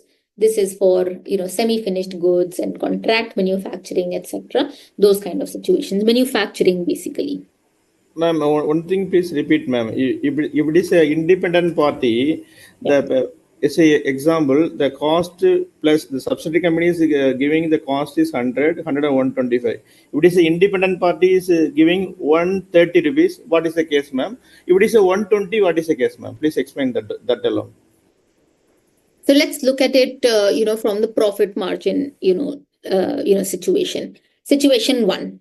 Let's say that, in this particular situation, my margin will always remain 25%, in situation one and situation two. So let's say that I am, my cost of production is 100, my transfer price is 125. So what is my margin, or what is that plus? Because this is cost plus. So what is this plus margin? Well, it is 25 for me. So for me, it is 25%. Now, let's say that independent parties, for them, they are selling at, let's say, 120.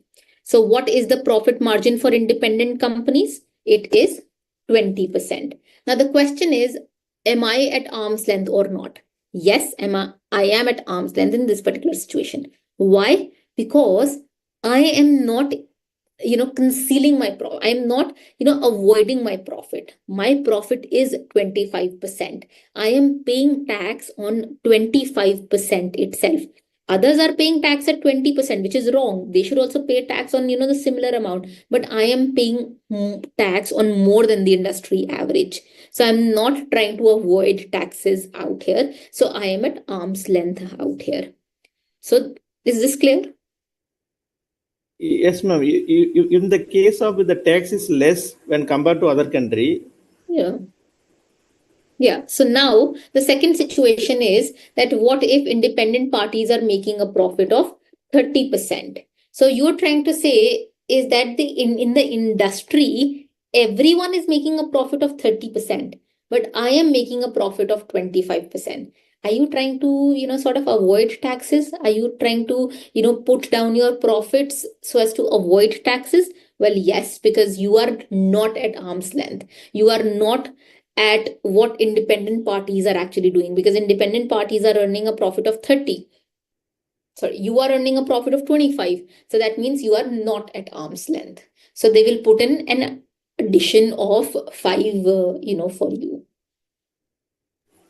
Okay, ma'am. If it is a less than the independent party, then there is no issue. If it is a higher than the independent party, then it's a question of transfer pricing. Absolutely. Correct. Okay, ma'am. Yeah, thank you. The next one is, the TNMM method. The TNMM method is the transactional profit method, and TNMM method basically tests out the net profit, of a particular situation. Let's say that, I am an Indian company and I am providing IT services to a USA company. Okay. So again, saying this, I am an Indian company. I am providing services to a USA company. Now, what I'll do is I will calculate the net profit from this transaction.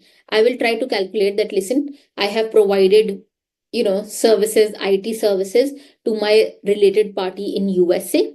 What is, sorry, just give me a minute.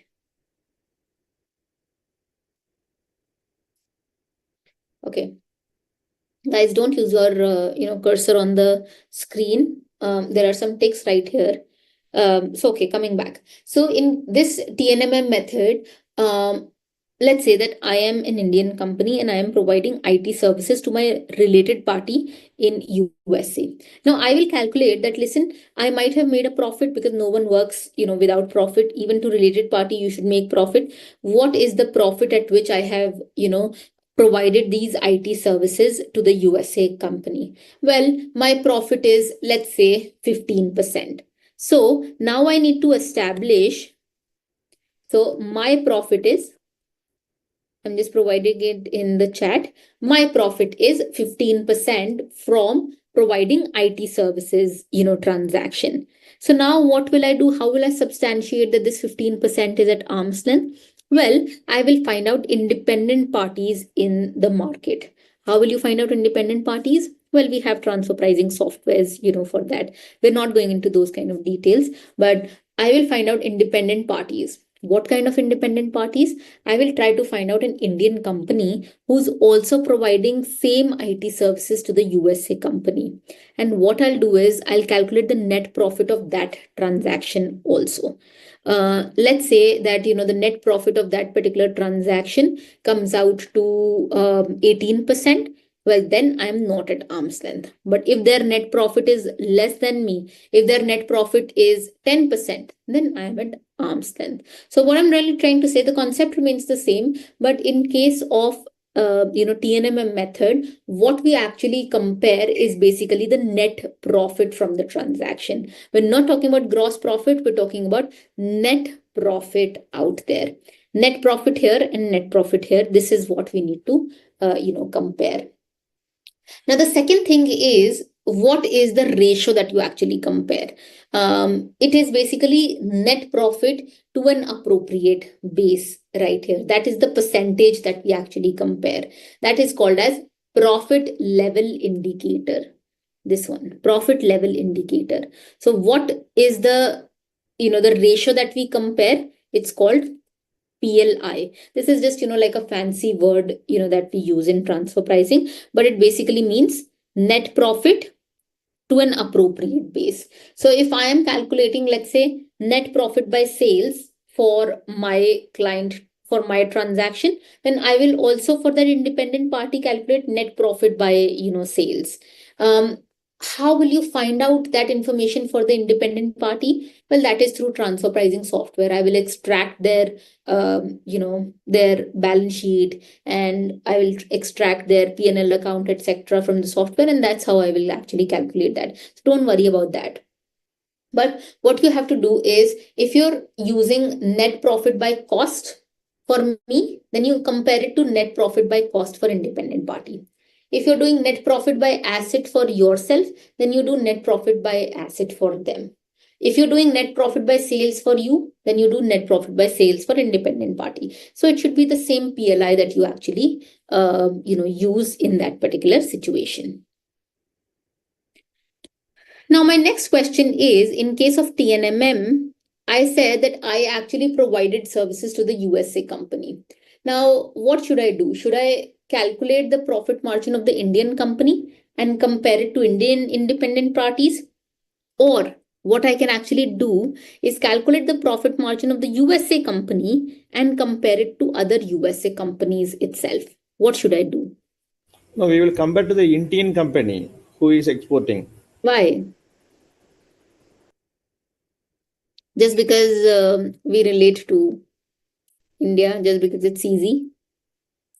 You could do it for USA company also, because no one, as I mentioned, no one actually works without profit. So I'm sure from this particular transaction, the USA company is also making profits. We can do either way. If from Indian side, if the Indian market is not available, we can go for foreign countries. Yes, absolutely correct. You can do it for any company out there, but that company that you actually choose will be called as the tested party in transfer pricing. It's like tested party. Which party are you trying to test? Indian company or the USA company? You can, choose any company out here. But what you have to remember is that if you choose the Indian company, compare it to Indian independent parties. If you choose the USA company, compare it to USA independent parties. You might have this question: how will you find out information on independent USA companies? Well, again, there are softwares for that, so there is no problem in that. But you could do it for anything, and that is called as the concept of tested party in transfer pricing. Now, there could be questions, which can actually test you how to find out the tested party. Well, there is no definition of tested party in transfer pricing regulations. You will not find a definition anywhere in UN, OECD, or even in India. There is no definition. But generally, they say that least complex entity should be the tested party. So if India is least complex, or if USA is least complex, they can be tested party. How will you find out what is least complex? Well, first thing you have to say that it should not own intangibles. So if you think that India has a lot of intangibles, then it's a very complex entity, because intangibles makes everything go very complex. So then USA will be the least complex. You should choose USA. Then you can look at availability of information. A lot of times we have information available on India, but we don't have information available on the related party in USA. We don't have their balance sheet available, etc. So then you take Indian entity as the tested party, and then test it accordingly. So this concept is something that you have to remember. It's called as the tested party in transfer pricing. The next method is very simple. It's actually very complex, but it's not used so much. And this is basically called as the profit split method. Profit split method is, when the transactions are very, very interrelated, when there is an intangible transaction, etc. That is where the profit split method comes into existence. Profit split method basically means that you calculate the profit from the transaction, and then you split it between two related parties. Now the question that arises: how do you find out that split percentage? Well, that will be actually decided. That could be according to the functions that they have performed, or some information which is available, etc. But you have to split the profits that are earned from that particular transaction between two related parties. It could be on the basis of turnover, on the basis of assets, on the basis of how much functions they have performed, etc. But that is the profit split method. Ma'am, what is mean by interrelated on this case? Oh, interrelated basically means that you cannot split the transaction into two parts. Let's say in our TNMM example, I said that they are providing IT services transaction. Now for IT services, you can split what is, if the the entity is doing a lot of functions. They are providing software development services, they are providing IT services, they're also a KPO. Then you can split whatever is the profit coming from IT services, because you have information available. But a lot of times it happens that all the transactions are very, very interrelated. They're all muddled up together. You cannot segregate those particular transactions. So then PSM is what we actually use. See, in the case of one or more services done at a time, are you meaning that, ma'am? Yes. Okay, it's a bundled. It's a bundled with. Yes, but even for bundled, we can segregate them sometimes. We use TNMM, but where we use profit split method is, let's say we're coming up with a new medicine in the market, and obviously the medicine requires to come up with a new medicine into the market, you require research development, you require manufacturing facilities, etc. Now, because everything is related to that one medicine which is coming to the market, you cannot really segregate how much was done for research and development, how much was done for manufacturing, how much was done for advertisement, etc. And this is an intangible that you're talking about in terms of coming up with a new medicine, because there will be trademarks, etc. So that is where profit split method will come into existence, because everything is so related to each other. Yeah, ma'am. Yes. The last one, which is also called as the sixth method, is basically called as the other method. It's important for you to know that other method is not available in the OECD. This is only in India that we have other method. Now, for other method, it basically means to say that where the transaction it basically takes into consideration the price which would have been charged, etc. Now I'll explain with an example where we use other method. It's for third party quotations, etc. Let's say that there's a related party in USA and there is a subsidiary in India. Now the entity in USA was supposed to pay someone in India 100 rupees. They were supposed to give a third party in India 100 rupees. But they said that we have a subsidiary in India. Why don't you pay 100 rupees to the third party? So Indian company says, okay, I will pay 100 rupees directly to the to the Indian third party. Do you think the Indian party will now be reimbursed by the USA company? Yes. Yes. So that is the reimbursement transaction. There will be a transaction in the books of accounts which will say that the Indian company was reimbursed by the USA company. USA company gave 100 rupees to the Indian company. This becomes a related party transaction. Those kind of situations are substantiated by other method. So in case of other method, what we'll do is we'll give them that there was a third party invoice which was paid by the Indian company, and that is what is substantiated using the other method. So that transactions are basically reimbursement transactions are basically substantiated using other method.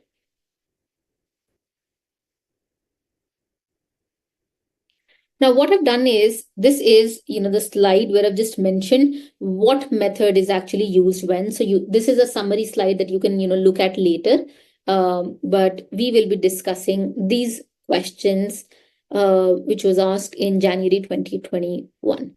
Now, in this particular situation, there are three independent situations right here, and you have to identify which method will be applicable in which situation. And when you actually put in the answer out there, you should also explain with reasons, because the question says with reasons which method will be applicable. Now this is a situation which is called as most appropriate method. Now that when you talk about manufacturers, it should be the cost plus method. When you talk about distributors, it should be the RPM method. When you talk about provision of services, sale of goods, or anything that actually wants to test the net profit, there should be TNMM method, etc. So accordingly, you will have to establish which method will be used, when. So let's look at the first one. Which method do you think will be applicable?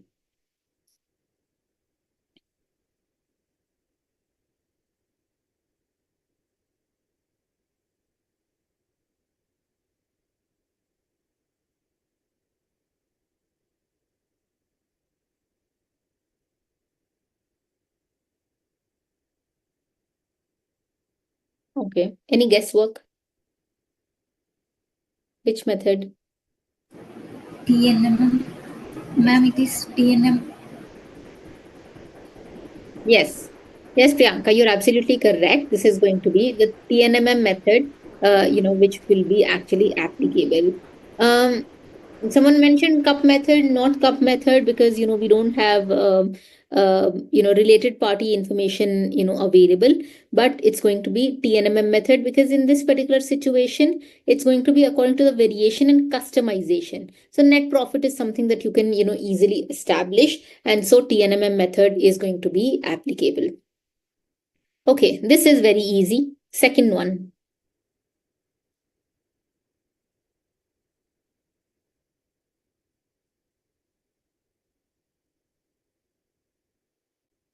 Okay, anyone? Second?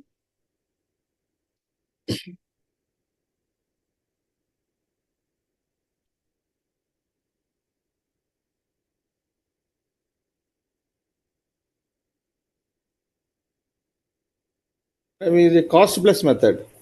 Yes, absolutely correct. This is going to be the cost plus method. Why? Because one, it says manufacturing of semi-finished products. So when you know that they're manufacturing semi-finished products, it's going to be the cost plus method. I have provided it here on the slide. Semi-finished goods that are actually sold and manufacturing, it's going to be the cost plus method. Another thing that actually signals is that they talk about adding gross profit markup on direct and indirect cost of production. So you know that this is going to be the cost plus method. And the last one,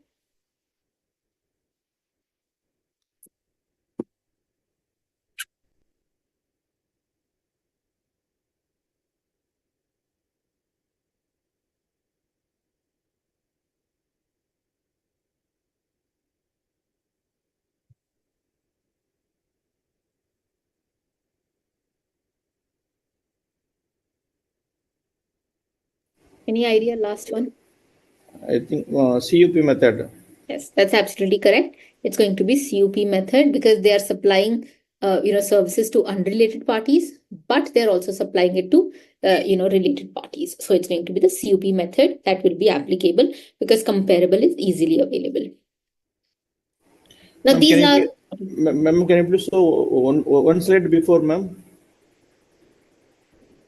Yeah, this one. I wanted to see this. Okay, ma'am. Thank you. You can move it. I think I'll share the slides in PPT version because you must have seen there are also notes that are provided here. So I can just share the slides with you all. This particular PPT version will be easier when you're actually revising later on.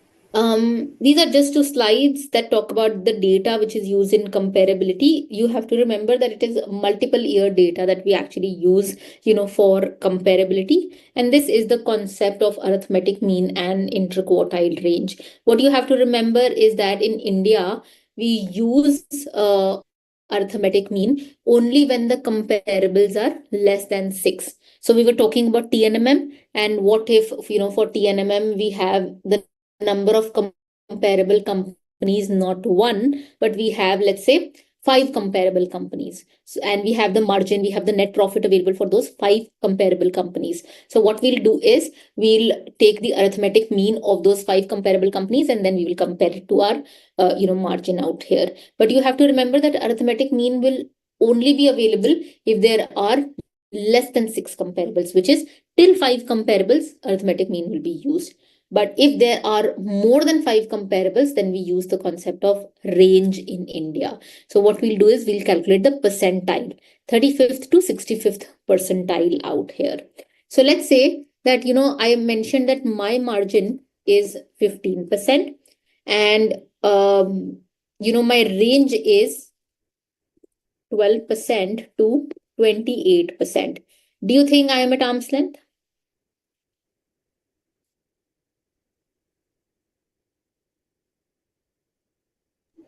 No, ma'am. It is below 35%. If Oh, Yes, ma'am.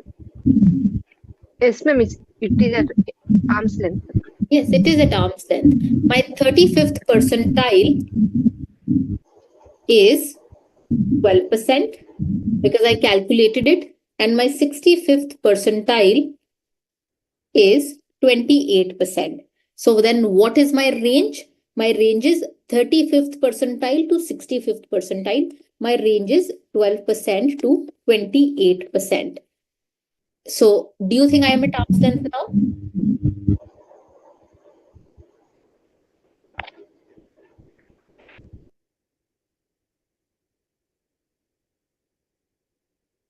Yes, I will be at arm's length because I am within the range itself. So that is what is meant by 35th percentile and 65th, percentile. I have, the next topic, which is transfer pricing documentation, and we have quite a few topics after that. But I think I'd like to take a 5-minute break right here So we will come back at 8, 9, and we will discuss transfer pricing documentation. All right, ma'am. Thank you, ma'am.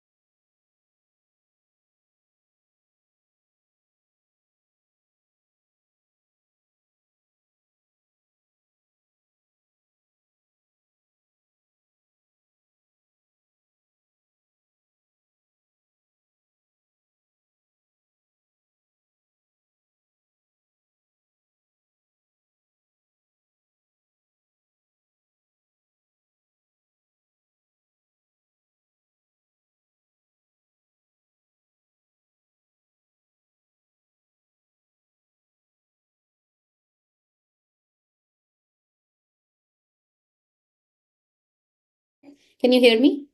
Am I audible? And are the slides visible? Okay.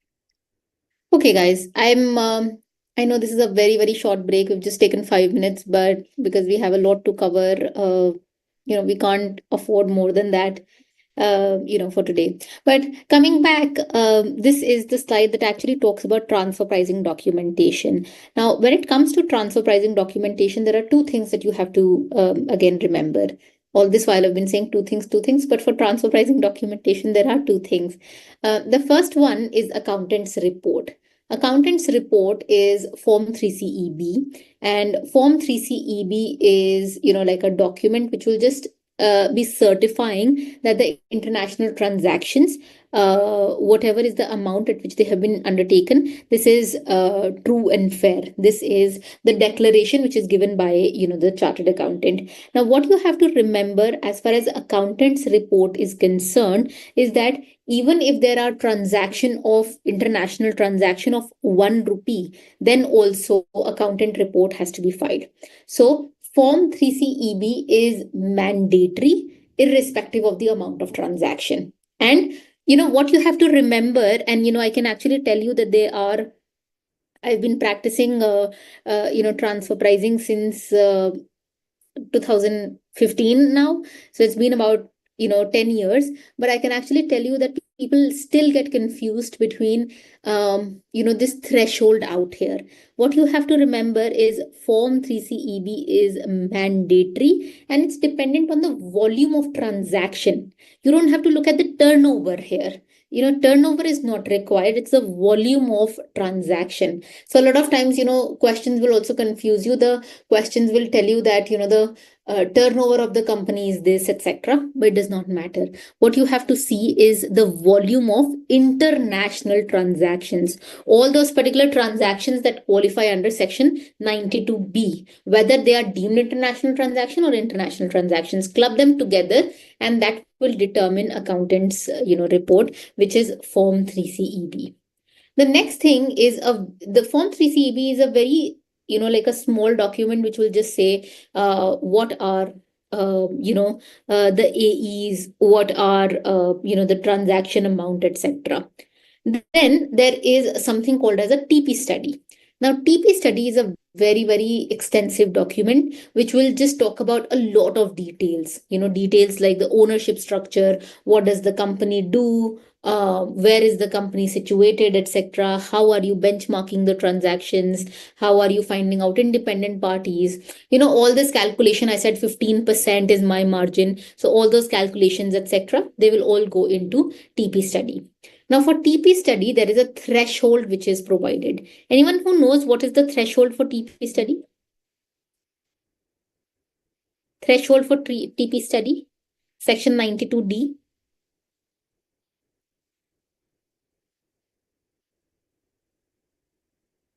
Okay. So this is where the threshold has actually been provided. It is only where international transactions, they exceed 1 crore rupees, is where TP study is to be filed. So what I'm really trying to say is that, again, there are things that you have to remember. The first one is TP study will be applicable only if the international transactions exceed 1 crore rupees.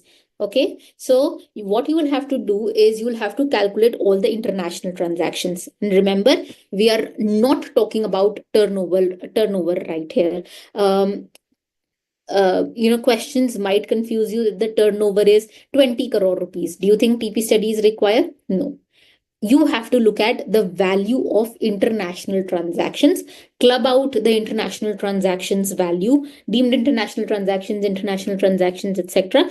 If it exceeds 1 crore rupees, that basically means that TP study will now be required. And the losses exceeds 1 crore rupees. So at 1 crore rupees, TP study is not required. And the losses book value of international transactions should be more than 1 crore rupees. Then only TP study is basically required. TP study generally, this is a slide that says that TP study is generally required every year. But then, if these are the things that are same, then they're not required. You can just carry it forward to, the next year as well. Then there is OECD BEPS Action Plan 13, which says that there are three kinds of three-tier documentation that you need to maintain. There is something called as the local file, master file, and there is something called as the CBCR that is to be maintained. Now, local file and master file are to be filed with local tax authorities. So let's say that there is a group, let's say a Germany headquartered company. The Germany headquartered company, I'm actually putting it in the chat box so it's easier. Germany, and this is the headquarters. Okay. Now, where are the subsidiaries? Subsidiaries are in India, China, and subsidiary is in UK. Now, what they're really trying to say is that the Germany company will file something called as a local file, which is more like, a TP study in their German tax authorities. The Indian subsidiary will file the local file with Indian tax authorities. China company will file local file with the Chinese tax authorities, and the UK company will file local file with the UK tax authorities. So this is basically called as local file. You have to, all these four companies will have to maintain their own local file and file it with their own, jurisdictions. Then there is something called as a master file. The master file is also filed in local jurisdictions, but this is more like a high level overview. It will just say that what are the group policies, etc., transfer pricing policies. And then there is something called as a CBCR, which is basically country by country reporting. And this is to be filed only by the ultimate parent entity. We call it UPE. So in this situation, the UPE, which is the ultimate parent entity, it is Germany, and they will actually file it with the German tax authorities only. So that is the concept of country by country reporting. What you have to remember is what is the threshold for CBCR to be applicable? What is the threshold for CBCR? We have CBCR in section 286 of the Indian Income Tax Act. What is the threshold provided there? Guesswork? 6,400 crores. Yes, that's absolutely correct. It is 6,400 crores. But you have to calculate 6,400 how? Well, it is the total consolidated group revenue. So it's going to be, you'll take the consolidated financial statements and you will consolidate the revenue of the group revenue of Germany, India, China, Japan, UK, all these together, and that should be more than 6,400 crore rupees for CBCR to be applicable. This is the requirement for master file, and the requirement for master file, you have to remember that the requirement is 500 crores of consolidated group revenue plus the international transactions should be 50 crore or intangible transactions should be 10 crore. So what is the threshold? 500 crores of consolidated group revenue plus it should be 50 crores of international transaction or 10 crore of intangible transaction. So this is what you have to remember. But 500 plus either 50 or 10. That is absolutely fine for master file. Now, as far as master file is concerned, there are two parts to master file. Part A, which is mandatory, and part B, for which the threshold has actually been provided. The next thing is basically safe harbor rules. But before that, can anyone tell me what are safe harbor rules? Anyone who knows what are safe harbor rules?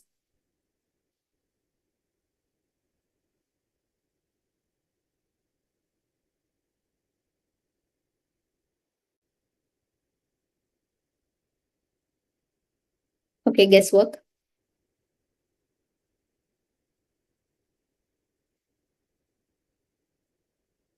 Okay. Safe harbor rules are, basically rules where there are some circumstances which are provided in the Income Tax Act, and the tax authorities will accept that transfer price as, the declared price. I'll give you an example. Remember we were talking about, IT services. I was saying that, the Indian company was basically providing IT services to the USA company, and I said that the margin is basically 15%.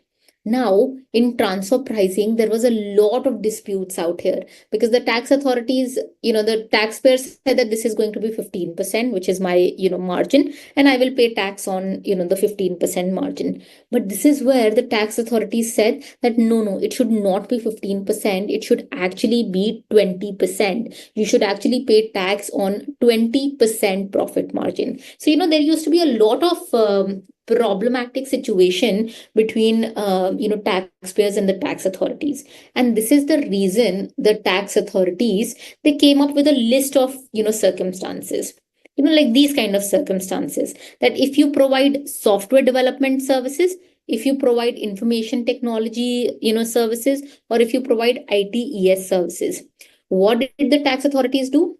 They said that if you provide IT services, then 18% should be the margin that you should provide it at. If you provide software development services, then it should be 20% margin out there. And that was provided as the safe harbor rules. So what they've actually done is they've provided some circumstances right here. And they say that if you provide these particular, situations, if you fall in these situations, if you provide these kind of services, then whatever is the margin that is written out here, that will be accepted as the transfer pricing, which is declared by the taxpayer. So there will be no, disputes out here. So if you read through section, this particular section 92CB, you will see all the eligible international transactions here. So let's say software development services. Then they say that if your transactions are till 500 crores, then it should be 20%. Otherwise, it should be 22%. If you're providing ITES services, then it should be 20% or 22%. We'll take this as the transfer price out here. So this is what they have actually established as safe harbor. It's like a safe, harbor out here, that there will be no disputes if your margin is at least, this much. So that is called as safe harbor rules. Now, safe harbor rules have been updated, and you will be there will be an update lecture also for you guys. So there they will be talking about the updates on safe harbor rules as well. But this is really the concept that you should remember. If the rate is less than the safe harbor rules, then what will be the case, ma'am? Adjustments. Yeah, we need to bring into the safe harbor rule rate, right? Yes. Okay. At least that much should be there. Okay, the next concept is again something relating to dispute resolution, which is called as APAs, or advance pricing agreements. Now, anyone who knows what are APAs? Any guesswork? Okay, you can read through this, and if it helps, what are APAs?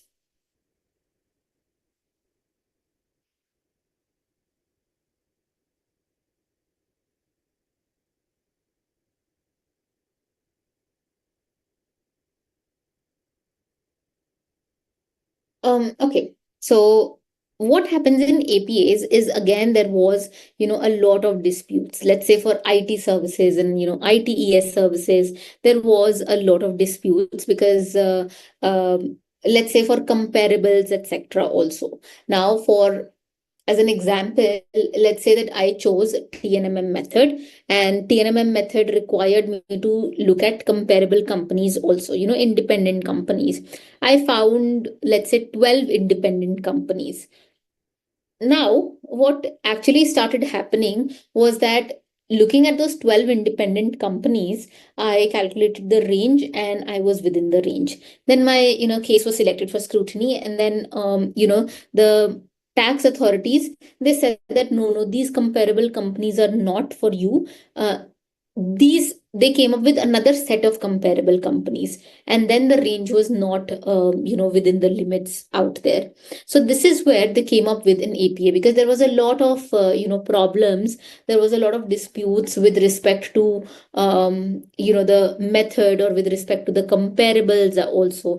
As another example, let's say that I had chosen TNMM as my method, but the tax authority said that no, TNMM should not be the method for you. You should actually look at CUP method out there.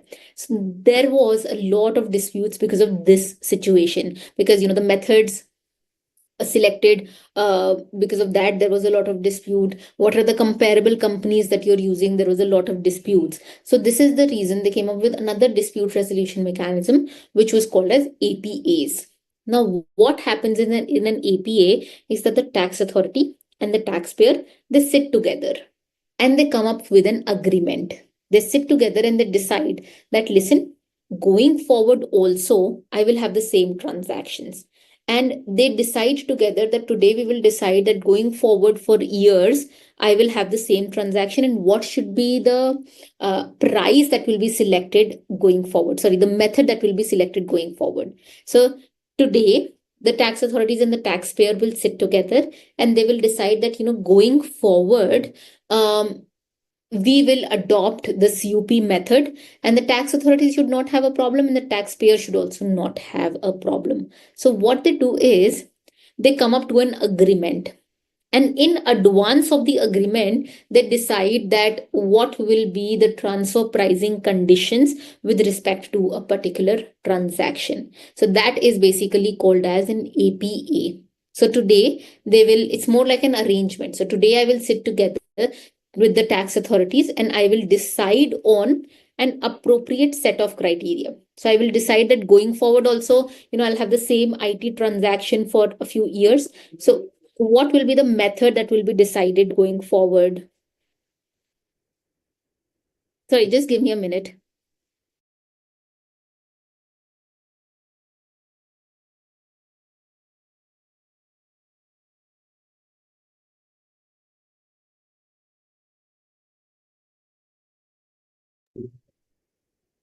Sorry about that. So this will, today they will sit together and they will decide that going forward, when we will have, the same transaction, what will be the method that we will select. So now, if they say that today we are deciding on CUP method and going forward we'll have the same transaction and we will, decide on CUP method, that will not be questioned by, the tax authorities. So this is basically called as an APA. Advance pricing agreement. In advance they decide on the transfer pricing determination for a fixed period of time.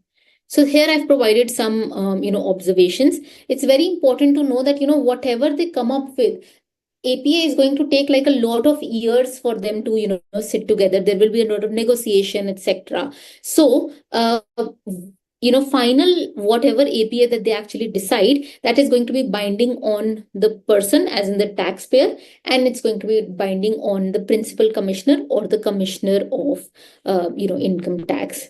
But going forward, if the law changes or there is any change in circumstances, etc., then APA will not be binding. So it's going to be decided on negotiation, and it's going to be decided on the consent of the signing parties involved.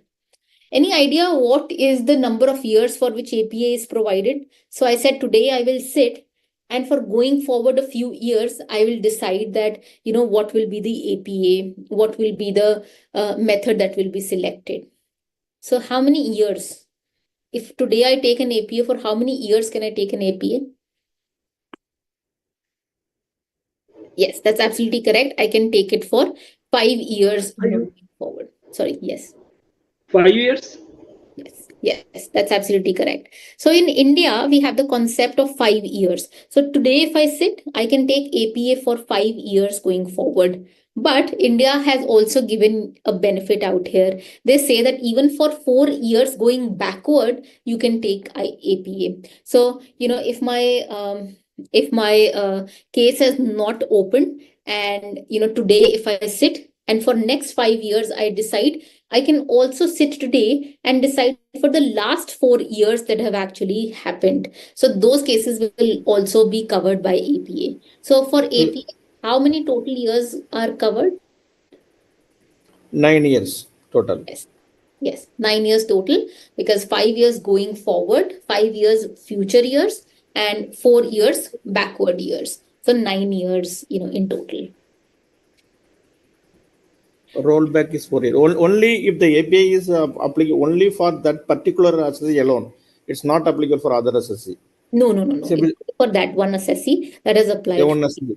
Yeah. Yes, because for APA the fee is also a lot. This is the slide that actually talks about APA. So this is going to be applicable only for that assessee who gives this particular fee. This is what I've done is I've just provided a summary out here. Can you revise APA? Can you cancel it? Can you renew it? Can you withdraw it, etc.? So it suggests that you actually go through this particular thing as well. These are some of the questions that I've found from the past. Let's take up, this particular question. This question basically says that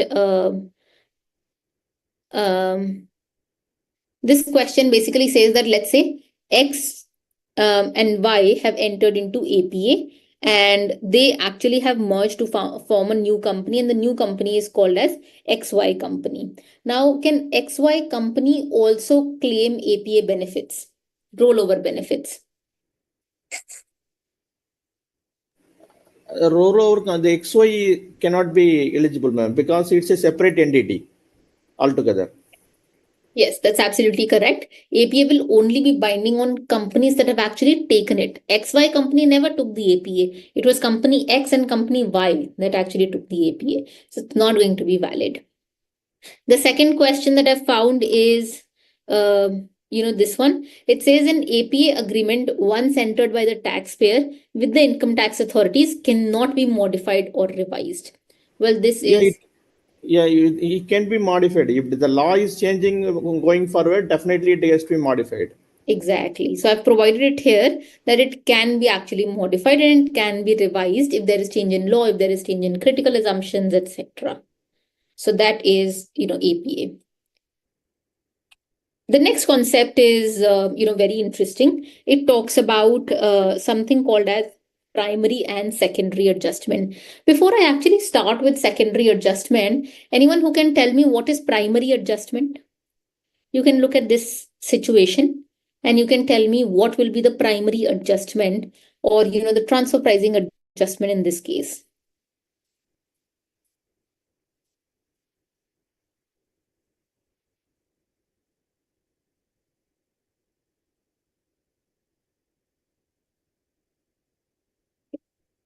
Anyone who can tell me how much will be the transfer pricing adjustment?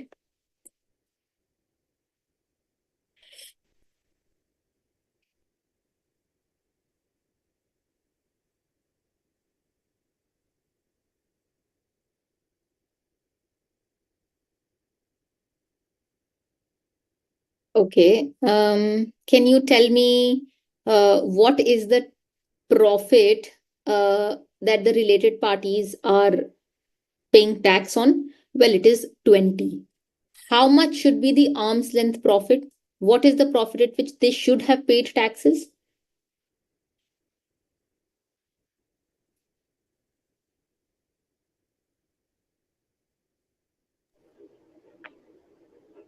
₹18. Okay, 18. The profit is, 60. So they should have paid 60 rupees in terms of profit. So this is basically trying to say that, when independent parties, they earn profit, they are earning 60 rupees. But if related parties, they are earning profit, they are earning 20 rupees. Isn't that wrong? Yes, that's very wrong. So how much will be added back as profit by tax authorities for related parties?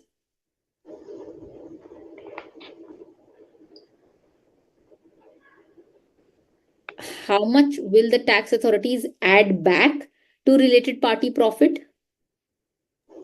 40 rupees difference amount. 40 rupees. Ma'am, the difference between the identical percent unrelated party to the related party, that is the primary adjustment.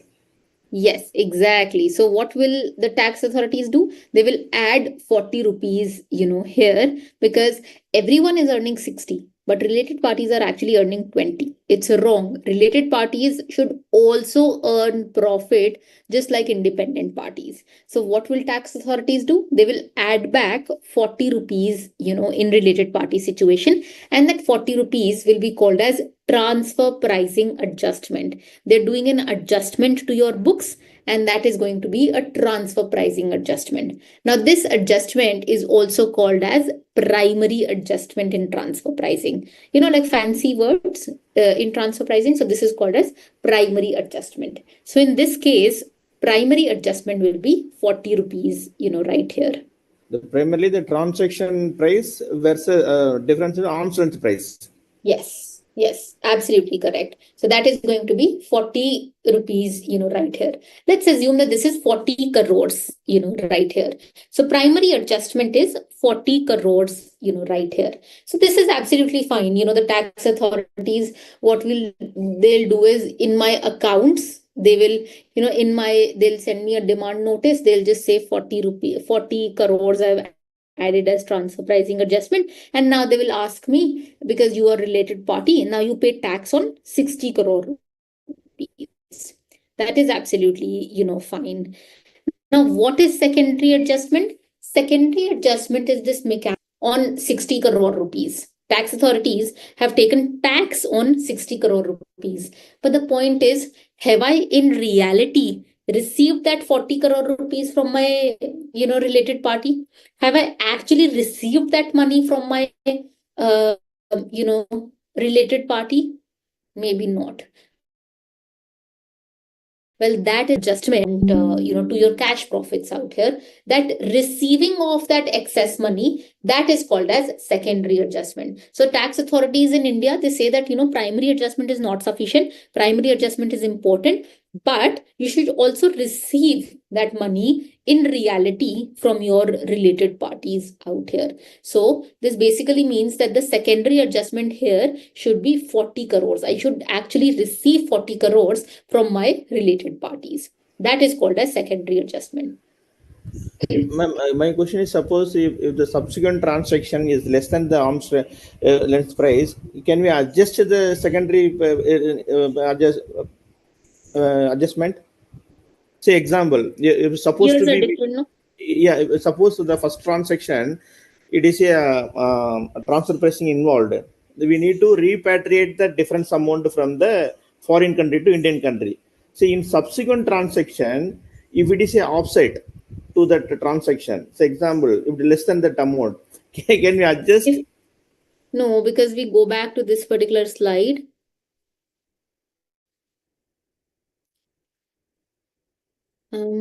This slide, which basically says transfer pricing provisions would not be applicable if the substitution of ALP has the effect of reducing the income or increasing the loss. So if you feel that, after applying transfer pricing, it's actually reducing your income, or if it is increasing your loss, then transfer pricing is not applicable. So it's not going to be applicable. But even in any case, if you feel that, in next year, let's say that today your,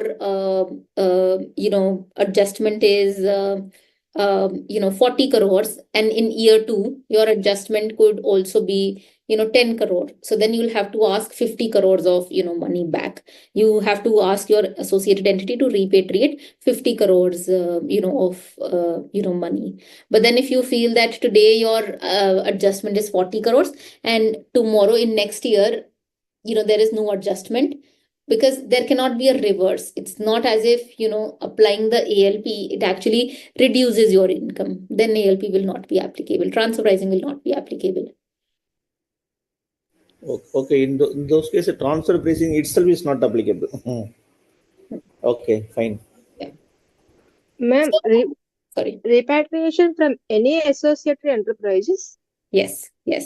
I was just about to, come to that, because there are a lot of things that I want to explain before that. But yes, repatriation can be from any AE, not just that particular AE. So not just, this particular AE, but repatriation can be from any AE. India is absolutely fine. As long as they're getting money, they're absolutely, it's absolutely fine. But there are a few conditions to secondary adjustment that you have to remember. Secondary adjustment will only be applicable if primary adjustment is more than 1 crore rupees. This is the reason out here I changed it from 40 rupees to 40 crore, because on 40 rupees, secondary adjustment will not be applicable. Secondary adjustment will be applicable only if it is more than 1 crore rupees. So, whether it is 2 crore, whether it is 40 crore rupees, only then secondary adjustment will be applicable.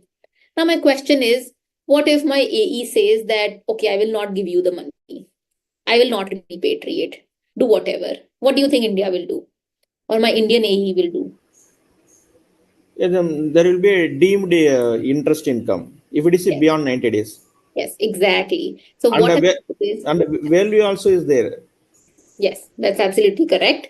So India will presume that, because that 40 crore is not coming back, I will presume that 40 crore is like a deemed loan that I have given to my AE. And because this is like a loan, I know it's not, but we'll just presume it to be a loan. And because I've given a loan, now the Indian company should be receiving interest on that particular loan. And that interest income will be added to, my Indian company's income. So, and then I'll have to obviously pay tax on that interest income. So I will just presume that this is a deemed loan, and that interest on deemed loan will be added in the hands of the Indian company out here. So this is where I've, provided everything. This is the rate of interest and, etc. This is where I've provided the rate of interest. You can go through that, but I want to explain, the concept to you. Now, there is another option which has been given out here, which basically says that what if, despite everything, still it's not being, repatriated? Well, this is like a relaxation, not a relaxation, but this is like an alternative that the CBDT has provided. It says that on that excess money, you give me additional income tax. How much? Well, 20.9664%. So you give me tax at the rate of 18%, you give me surcharge 12%, and you give me cess at the rate of, 4%. So if you give this particular amount of, money, which is 20.9664% on that 40 crore rupees, on that excess money, well, then you don't have to repatriate. It's absolutely fine. But you'll have to give that excess money. And, for that excess money, we'll treat it as final payment of tax, etc. But we'll not give you deduction on that excess, money. No deduction for that excess, for that additional income tax. A deduction will not be, provided there. So that is the concept of secondary adjustment. It's look like a penalty. Yeah. This is the next one, which basically talks about limitation of interest deduction. I'll explain the concept to you. These are also called as thin capitalization rules. What happens in this was, a lot of AEs were there, and what they started doing was, when they wanted to raise money, they did not raise money through, equity. They actually raised money through debt. Why did they raise money through debt? Well, the thing was that if they actually, if there is a loan transaction, there will obviously be an interest amount, and that interest amount will be, deductible out there. So what they did was, there was obviously an income, a profit, and then they kept deducting interest on the loan that they have actually given to the, associated entity. And that interest was actually deductible. So they were able to bring their, profits down. So this is the reason they came up with limitation of interest deduction, that whatever will be the interest deduction that will be actually provided, that is actually limited out here. Now, how will that be limited? Well, if you just go through, my slides where we've discussed this topic in a lot of, detail, you will be able to, identify. But what I've done is, in this particular slide, there is obviously this particular diagram that you can rely on. But what I've done is, how do you calculate limitation of interest deduction? I've provided something, right here, which I'll actually explain. The limitation of interest is this one. They say that this particular excess interest, it will be disallowed. How much will be disallowed? Well, I've actually provided it here. So what you do is you first calculate earnings before interest, tax, deduction, and amortization. Okay, how will you calculate that? Well, you will have the net figure available, net profit figure. So take that net profit figure. Okay, net profit, add back interest. Interest you can calculate from the question itself, that will be easy. Add back depreciation and add back income tax. So that will give you earnings before income tax, depreciation, amortization, etc., tax, interest, etc. So that will give you that figure. Now what you do is, now you calculate interest paid less 30% of EBITDA or interest paid. Whatever is the lower, that will be disallowed in tax, and the rest will be allowed under PGBP. So let's say that after calculating, let's say that the interest paid is 9 crores, and interest paid, which is 9 crores, less 30% is 30 lakhs. So what will be allowed?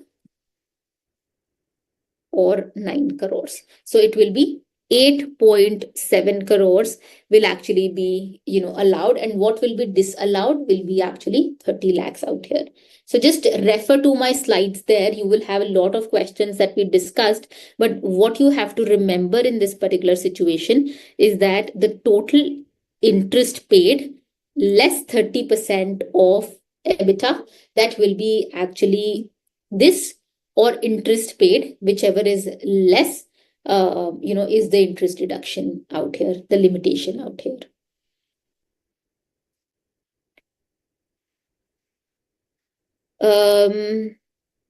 Now we have the last topic, which is not a transfer pricing topic, but which is rather, advanced rulings. But before that, can anyone tell me what are advanced rulings?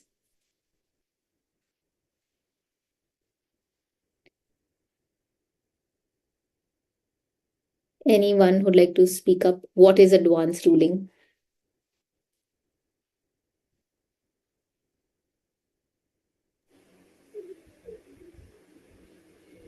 If any income or expenses for the classification, whether it is pertaining to the business or capital gain, or which class of income it will go, or the determining the tax percentage,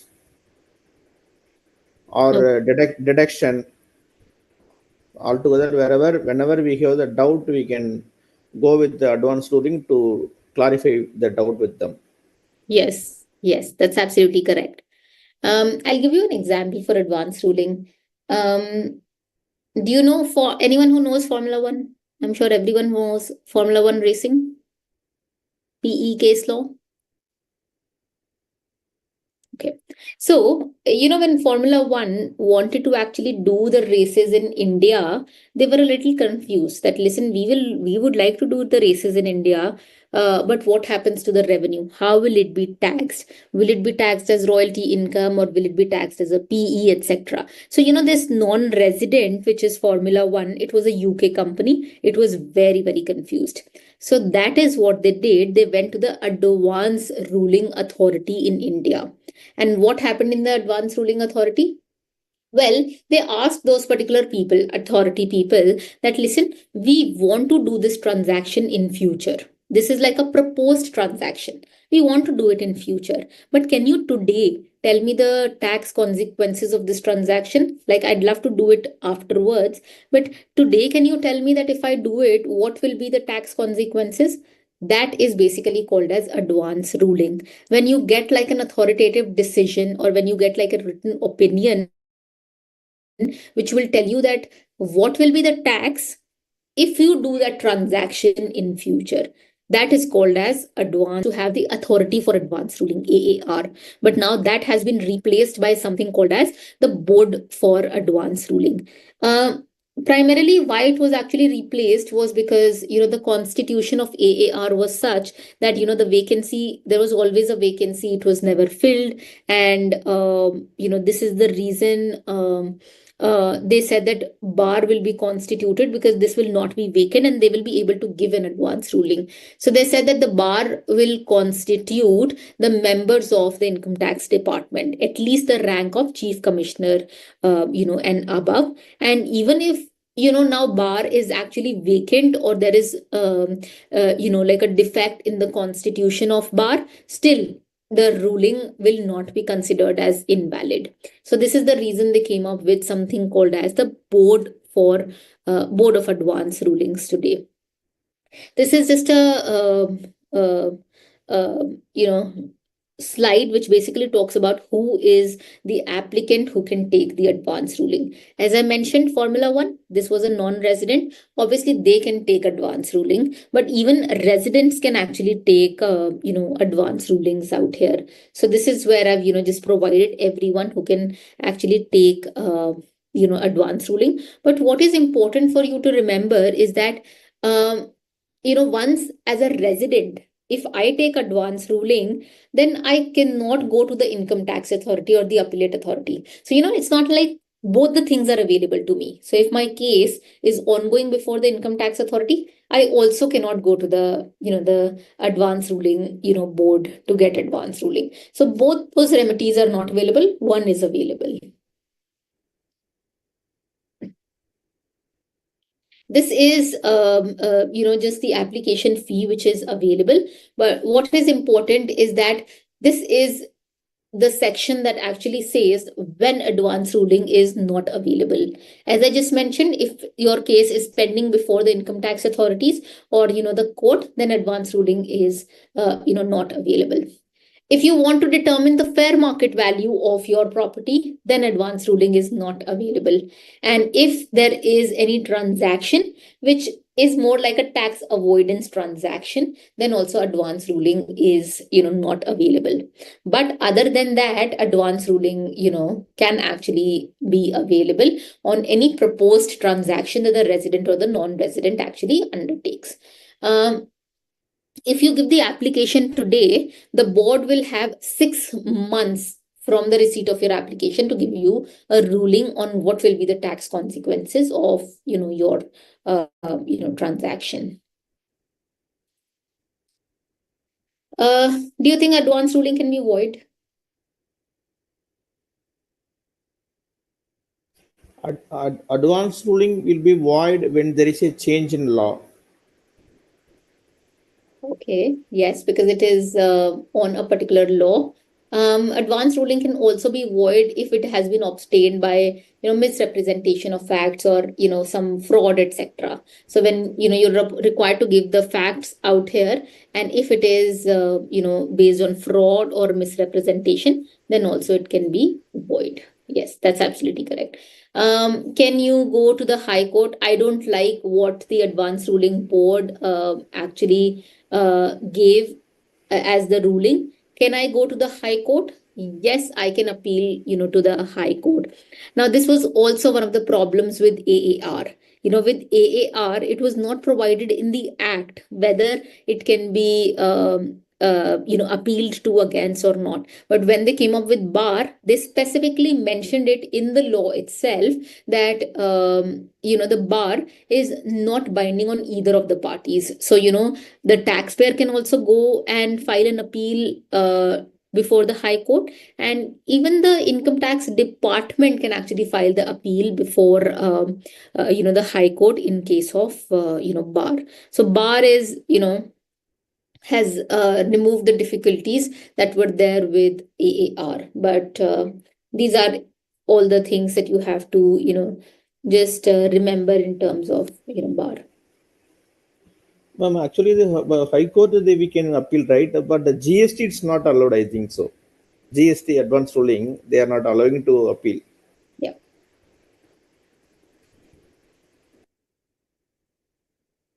Okay, and I think with that we finish up with just revising through transfer pricing and advanced ruling. If you have any questions, I'm happy to answer them. if you have any questions relating to transfer pricing, whether it was covered, a topic that was covered here, it was not covered here, I'm just happy, to take all questions. Ma'am, what do you think it is a most critical area in transfer pricing, ma'am? Can't say critical areas, but I think you should go through past papers. There are a few topics that I just kept mentioning that you should not miss, but I think transfer pricing is like a area where they'll give you a question, which is, in first part, it will be more like finding associated entities. In the second part, it will be, find out the method. In the third part, it will be maybe secondary adjustment. So, everything will be interrelated to each other. So if you've understood the concept, I'd say that you should not, skip on any part with respect to transfer pricing.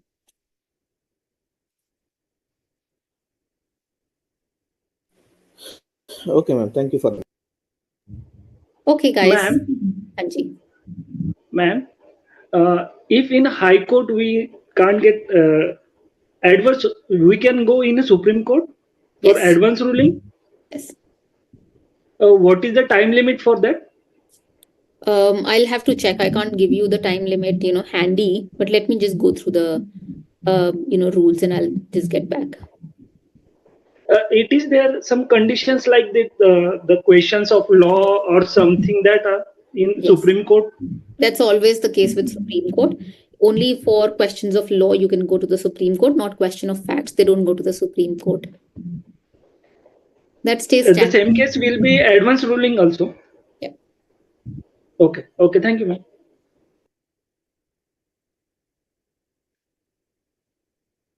Any questions? Okay, great. If there are no more questions, thank you so much. And I hope this was useful to you guys. If you still have some questions, you can, reach out to me on mail or you can reach out to me on LinkedIn. I'm very active on LinkedIn, so I can, help you with questions and doubts and queries there. Otherwise, you can reach out to me on the portal also. But thank you so much for this wonderful presentation today. I had a great time. I hope you were able to get some benefit out of this particular class as well. So thank you so much. All the very best for the exams. Okay, ma'am. Thank you, ma'am. Thank you, ma'am. Thank you.